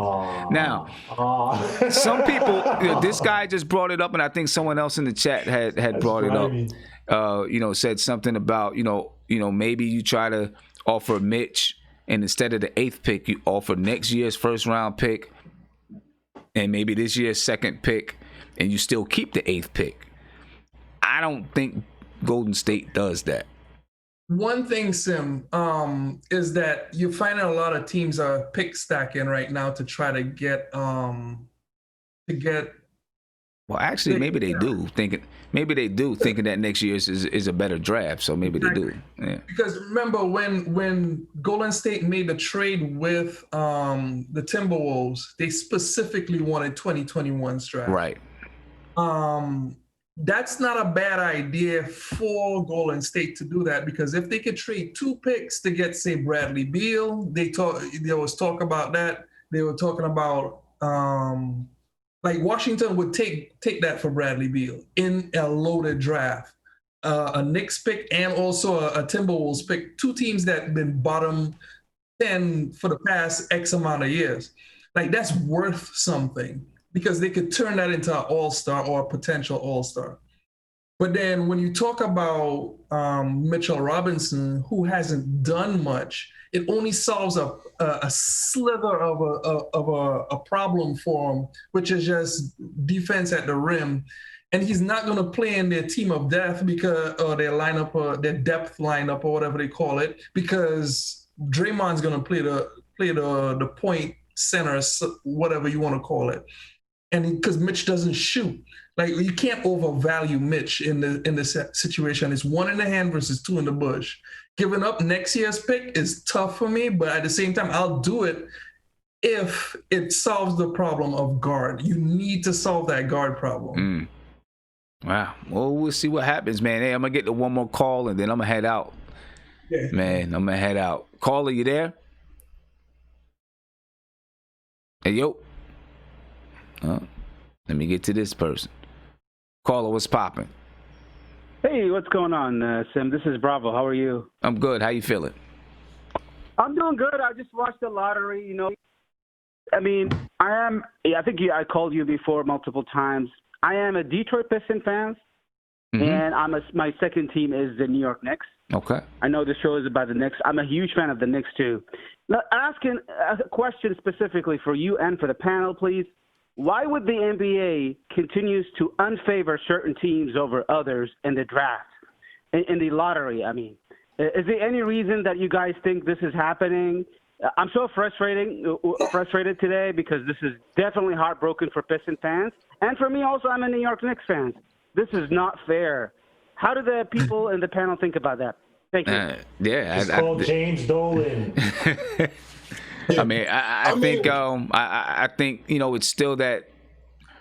Listen, they started, you know, always, you know, a long time ago, people complaining about having the, you know, the big market teams being able to get all the players, and they had to figure out a way to fix that, right? And then, so now, you know, so they put in the lottery so that they can, you know, they can try to make sure that young players went to, you know, these small market teams, you know, had their chance to get young players. And then, of course, they did the salary cap structure to make sure that these players stay with their team or try to keep them to stay with their teams. It's still about that small market thing. You know what I'm saying? And now, you know, with the way that there's kind of parity throughout, you know, with the way the whole lottery system is set up, it's a little bit weird. You know, it's a little bit weird. I don't know. Yeah, so Sim, just to chime in real quick, Sim. So to me, you know, like I do just to hop on what you said. You know, like you said before, a while ago, it used to be just, you know, LA, the Knicks, Chicago, all these people would go to those teams. So, you know, of course, all these other places are dying, and so of course they have to make it for the lottery to include these players. But to me, Sim, it's to the point where I agree with the caller. It's getting ridiculous, right? Like Cleveland had the #1 pick in the last since 2000, they had like 4 or 5 #1 picks, and pretty much only LeBron and Kyrie Irving has worked out. I mean, the Timberwolves literally have just gotten 2 first-round picks within 4 years, and you have the Hornets who got New Orleans got the #1 pick. I mean, and these teams don't do anything with them, and it's like, you know, and the funny part is though, a lot of these guys still go to the bigger markets. I mean, let's call a spade a spade. Who the hell wants to play in Minnesota unless you're a Viking? Yeah, and the thing, and I don't think that it's ironic that, like, for example, like last year with the whole Zion thing, that specifically that year when you have the biggest player, I guess with the biggest hype probably since like LeBron, all of a sudden they're changing the rules of how the draft works. Now it's like, and they do that they seem to change things up ironically as soon as like, oh, the Knicks have because we had the best odds to get that #1 pick, and we still didn't get it, and that's because they decided to change the rules. I feel like if that was because of Philadelphia, right? Exactly, right. But I don't necessarily feel that way though. I feel like because it's the Knicks that had the best odds, they started changing things. I know I'm going into conspiracies and whatnot, but it's like, oh god, it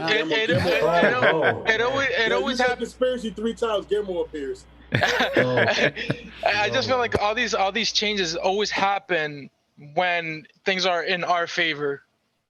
Like, I don't know. Hey, before we get on to anyone else, I just want to say real quick. Tomorrow, make sure you guys check us out on Front Stoop, man. Underground Radio's episode 14. We're going to have special guest MC Search. It's going to be on tomorrow night at 9 p.m. So make sure you check it out. I'm putting the link in the chat. You can go to the Front Stoop and you can subscribe to the channel. Like I said, MC Search is going to be on the show tomorrow night. All right, so make sure that you join us. YouTube.com/Front Stoop Live. So make sure you go there right now. I'm putting it in the chat one more time. Make sure you go there right now, subscribe to the channel, Check us out tomorrow night. We'll listen to some independent hip hop, R&B music. We'll chop it up with MC Search, talk about, get some good hip hop stories and all that kind of stuff. Should be fun. So make sure you check us out there tomorrow night at 9 p.m. All right, go ahead, Isaiah. Hey, brother, I just want to say, man, please, everybody, subscribe to the Front Stoop. My man got 2 successful YouTube channels. 2. That's a duo. So, listen, man, we're going to have a real good time on the Front Stoop tomorrow, man. So everybody, please subscribe. And keep that like button on, man. We've got a strong, I don't know how many people we got on here right now. How many people we got on? We got 712 people, man. Let's keep it going. Man, Sam, we get into the arguments, man, because we get the you know what, Sam, I'm going to say this right? We got the 3rd pick last year, so I'm not going to complain. I'm not going to complain too much. I'm not worried about Charlotte. They're going to ruin their pick. I'm not going to lie to you. That's the only thing that's making me happy that day in the top 3 because I know their pick don't suck. So I am just truly happy about that. Man, great show tonight, man. It's been awesome. Yeah, it was a fun show. It's a great show. It feels good, man, when we have all these people in, man, because, during the summer, man, it stinks. And, we be having, we still be having a good amount of people. But it's good when something's actual we can talk about, some actual Knicks stuff. So now until y'all still October love 12th. Me? Y'all still love me? Nah, of course, man. Of course, man. Yo, Knicks fans has been serious the whole time. Yeah. Niggas like, I'm going to whoop Kevin. Well, yo, I'm gonna get up out of here, man. I am going to get up out of here. CM asked if we're gonna do a Nas review. Yeah, I'm gonna do a Nas review after Underground Radio tomorrow. So. Here we go. That's gonna be 3 hours. I mean, listen, you got MC Search. Yeah, you got MC Search, and then you do a Nas review. It makes sense, right? Man, so we're gonna appear. I'm gonna check out the album at midnight, and then tomorrow night at the Underground Radio we're gonna review it. Hey, Sam, I wanted one thing, right? You said enough things. Come on, man. Oh my gosh. How many one things you got? Thanks for during the summer. We got Isaiah. Thank you very much. Basically, that's what this means. Nothing else to say. Next time you got a show when he says one thing, that's one plus one thing you got. Oh my God! See, I'm out of here, man. All I wanted to say was, Sid, can everybody go and pick a player who they want for the 8th pick? That's all I wanted to ask. All right. Well, I mean, I don't know. I guess we probably need time to think about it. We got a lot of time to break this down now. So I will come to Brooklyn in that little ass apartment and wait, hold on, Isaiah. Let me say just one more thing. Oh no. Right. All right. I'm out of here, man. I'm gonna let these guys go. Hey, Kevin pissed off right now. You gonna throw that food on? Oh no, I'm not. I appreciate you guys. Thank you guys for joining us tonight. Don't forget, mess, man. Don't forget, ladies and gentlemen. Don't forget, tomorrow night we got MC Search. Gonna be on Underground Radio. Gonna be on the Front Stoop. Make sure that you subscribe to the channel. I'm out, man. Be peaceful. Pissed off right now. Why you yelling in my house? She pissed off right now. She said, "Don't you be yelling."